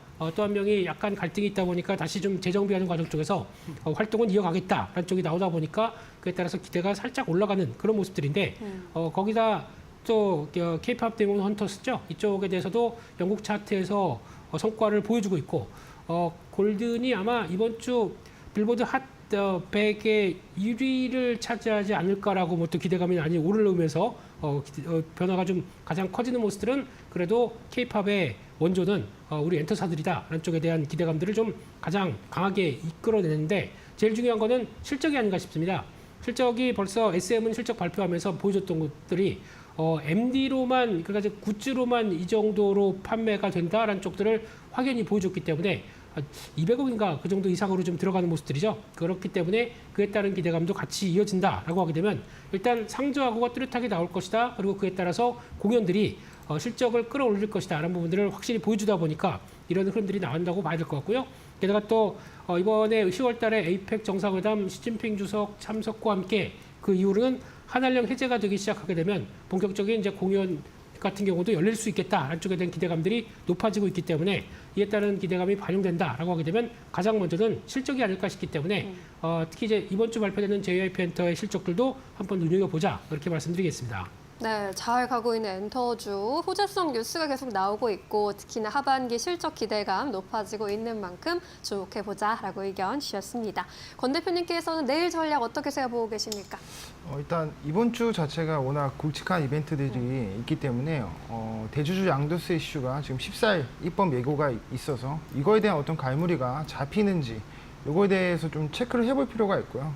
기존에 이제 50억대로 갈 건지 아니면 10억으로 바뀔 건지 이런 거에 대한 어떤 기준 이런 것이 좀 중요하다라고 보고 있고 이거에 대해서 좀 대응 전략을 세우시는 게 좋을 것 같아요. 그래서 어쨌거나 지난번에 국내 증시 충격을 줬던 게 이 대주주 양도세 이슈이기 때문에 이런 노이즈가 어느 정도 해소가 돼야 본격적으로 어떤 증시의 방향성이 결정될 것 같다 이렇게 말씀드리고 싶고 또 이제 이번 주에 옵션 만기 그리고 CPI 발표 이런 것들이 있기 때문에 관망세가 뚜렷한 장세는 맞습니다. 그러나 지금 증시랑 무관하게 오르는 종목들이 있다는 거죠. 그 오르는 종목들의 특징의 공통점이 뭐냐면 이 실적이 좋게 나왔습니다. 어닝 서프라이즈가 나오거나 또 반대로 실적이 쇼크가 나온 종목들은 오늘 실리콘투처럼 마이너스 10% 이렇게 좀 급락하는 모습이 나오기 때문에 이 실적에 대한 온도 차이가 극명하다. 그래서 어떻게 본다면 세제 개편안이나 이런 이슈와 무관하게 실적이 좋을 만한 종목들 혹은 어닝 서프라이즈가 이미 나온 종목들을 위주로 트레이딩하는 관점에서 접근을 하는 것이 좋다. 그렇게 말씀드리고 싶습니다. 네, 이번 주 옵션 만기일 껴있다라는 점에서 수급 변동성 나타날 수 있다는 점 좀 고려해 보셔야겠고요. 실적주 위주로 옥석 잘 가려봐야 한다라고 조언해 주셨습니다. 그렇다면 어떤 종목으로 좀 압축해 볼 수 있을지 의견 들어볼게요. 김 대표님 어떤 종목 들고 오셨을까요? 네, 엔터주 했으니까 엔터주로 끝을 봐야죠. 네, 그래서 좀 작지만 강한 종목 노모스라는 종목을 드리고 싶습니다. 노모스는 일단 원더월이라고 하는데요. 관련돼서 아티스트의 IP를 활용해서 이제 플랫폼을 만들어가는 과정 쪽에서 그래도 그나마 좀 알려진 쪽이고 프롬이라고 하는데 이쪽도 관련돼서 콘텐츠 제작, 유통 특히 1:1 메시지나 우리 아이돌과 함께 1:1 메시지 관련된 쪽들은 DOU에서 많이 버블에서 보여줬기 때문에 그런 비슷한 서비스를 이어간다라고 봐야 될 것 같고요. 네. 그밖에 공연, MD 컨텐츠 모두 다 이용하다 보니까 IP를 그러니까 아이돌이나 관련된 엔터사의 IP를 활용해서 일단 확장되는 구조를 갖고 있다라는 쪽들이 눈길이 갑니다. 근데 이번에 그래도 한한령의 초기 모델이라고 할 수 있는 쪽에 중국에서 5,000석 미만의 공연은 지방정부가 알아서 승인해라라고 하는 쪽들이 나오다 보니까 이에 따라서 노모스 같은 좀 약간 덩치가 작은 회사들 같은 경우는 충분히 이를 활용할 수 있겠다라는 쪽들인데 이렇게 되면은 연간 공연 횟수가 작년에 110회였는데 올해 한 160회까지 늘리다 보면 거기서 나올 수 있는 수수료 기반의 여러 가지 어떤 전략들은 노모스의 기회다라고 봐야 될 것 같고요. 올해 매출이 1,000억대가 넘어갈 걸로 보여집니다. 작년 대비해서 한 59% 이상 늘어날 걸로 보여지고 있고 영업이익도 280억대, 한 240% 이상 증가할 걸로 보여지고 있다 보니까 이를 뚜렷하게 반영하게 되면 실적 개선이 주가를 이끌 것이다라고 바라보는데 시총이 3,700억이라고 하게 되면 영업이익 대비해서 그렇게 완전히 비싼 종목이 아니기 때문에 이에 따른 변화가 좀 더 이어질 수 있겠다라고 바라보고 있고요. 최근 들어서 저점대 확인하고 다시 반등 시도가 들어오는데 아마 지난 고점대는 넘어서 한 4만 원대까지는 충분히 나올 수 있지 않을까라고 바라보고 있고요. 손절가는 3만 1,000원대로 말씀드리겠습니다. 네, 노모스 살펴주셨습니다. 팬덤 플랫폼을 통해서 IP 사업하고 있는데 앞으로의 실적 역시나 기대해 볼 수 있겠다라는 의견이었고요. 목표가 4만 원까지 바라보도록 하겠습니다. 엔터주 안에서 하나 살펴봤고요. 권 대표님은 어떤 종목 들고 오셨을까요? 저는 오늘 두산 에너빌리티 준비했습니다. 오늘 좀 올랐는데. 네네. 오늘 시장과 무관하게 좀 상승이 나왔다라는 거. 저번 주에 미증시에서 뉴스케일 파워가 실적 컨센이 안 좋게 나왔습니다. 마이너스 37%가 나오면서 마이너스 12%로 급락 마감을 했거든요. 그런 다음에 시간외로는 물론 2% 정도 반등이 나왔지만 그래서 이런 분위기를 두산 에너빌리티가 월요일장 흐름에서 이어받는 거 아니냐 그러니까 이런 우려의 목소리가 많았습니다. 그러나 반대로 오늘 지금 4% 이상 상승이 나오고 있거든요. 사실 따지고 보면 좀 부동산으로 예를 들어서 비유를 드리자면 부동산 건물을 지을 때 이 건설사가 두산 에너빌리티라면 이 분양 대행사가 뉴스케일 파워 정도가 되는 거거든요. 그러니까 실질적으로 이 뉴스케일 파워의 실적과 두산 에너빌리티와의 그 연관성 크게 연관 지을 수가 없다. 큰 영향을 주지 않는다. 이렇게 좀 말씀드리고 싶고, 오늘 업데이트된 내용이 그 올해 뉴스케일 파워랑 원전 계약 체결 가능성이 연말에 있습니다. 그러니까 이게 주말에 내용이 나왔었거든요. 그러니까 아무래도 의식을 한 것 같아요. 두산 에너빌리티가 월요일에 우리 주가 안 좋아지는 거 아니야? 이런 어떤 센티를 좀 걱정해서 이런 뉴스를, 호재성 뉴스를 띄운 게 아닌가? 이건 제 개인적인 의견입니다. 네. 네, 그래서 오늘 좀 빅테크 업체랑 5월 77메가와트급 모듈 표준 설계 인가를 획득한 다음에 미국 내 빅테크 업체랑 프로젝트를 협의를 진행하고 있다. 이런 이슈가 있었고, 두산 에너빌리티는 그동안 불확실성 때문에 이 SMR 전용 라인을 설비 투자를 좀 미뤘었거든요. 근데 이번 거를 계기로 본격적으로 좀 진행이 될 거다. 그러니까 이런 전망이 좀 있고, 두산 에너빌리티는 이제 원전 SMR 말고도 이 가스터빈 사업을 하고 있습니다. 가스터빈은 천연가스, 이 LNG를 발전시키는 그 가스 발전소에 들어가는 부분인데, 지금 미국 내에서 이게 좀 공급망 병목 현상이 좀 나타나고 있다. 이런 이야기가 있습니다. 지금 지멘스나 미쓰비시도 2030년 이후에 이 가스터빈을 공급할 수 있을 거라고 지금 전망이 되고 있는 만큼, 두산 에너빌리티가 지금 가스터빈을 미국 기업이랑 한 연 10기 정도 이렇게 데이터 센터용으로 가스터빈 10기 이상을 공급한다라는 어떤 논의가 지금 진행되고 있다라는 걸로 알고 있습니다. 그래서 가스터빈에 대한 모멘텀도 확대되고 있다. 그러니까 원전에 대한 모멘텀, SMR, 가스터빈까지 전반적으로 다 확대되고 있는 그런 부분이 좀 좋다고 보고 있고, 네. 정부도 원전 정책에 대해서 수출에 대한 어떤 그런 기대치를 높이고 있기 때문에 좀 삼박자가 다 골고루 갖춰져 있다라고 말씀드리고 싶고, 자, 차트 보면서 목표가 설명드릴게요. 네. 차트 두산 에너빌리티는 이제 신고가 목표가 75,000원 제시할 거고요. 손절가는 6만 원 제시하도록 하겠습니다. 네, 두산 에너빌리티 목표가 이제 75,000원까지 바라볼 수 있겠다라고 의견 주셨습니다. 마지막으로 내일 시장 한마디 짧게 요청해 보겠습니다. 김 대표님 어떤 메시지 주시겠어요? 네, 시장이 재미없는데 주 중반에는 또 체크해야 될 게 미국의 CPI 같습니다. 잘 못 나오면 또 약간 생각보다 좀 더 강하게 나오게 되면 금리 인하 기대감이 후퇴할 수가 있기 때문에 시장에도 부정적으로 작용할 수 있어서 이 점을 좀 주의하자, 그렇게 말씀드리겠습니다. 네, 지표 살펴보자. 권 대표님께서는요? 네, 저는 짧게 키 맞추기 장세다 이렇게 말씀드리고 싶습니다. 네, 좋습니다. 두 분 의견 잘 참고하셔서 내일도 현명한 선택하시길 바랍니다. 함께 해주셔서 고맙습니다. 감사합니다.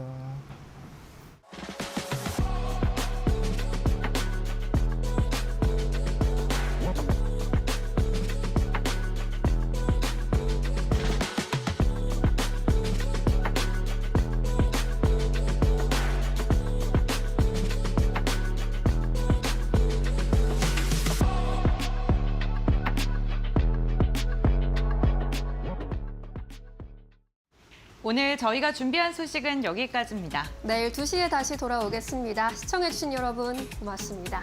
오늘도 내일도 파이널 샷!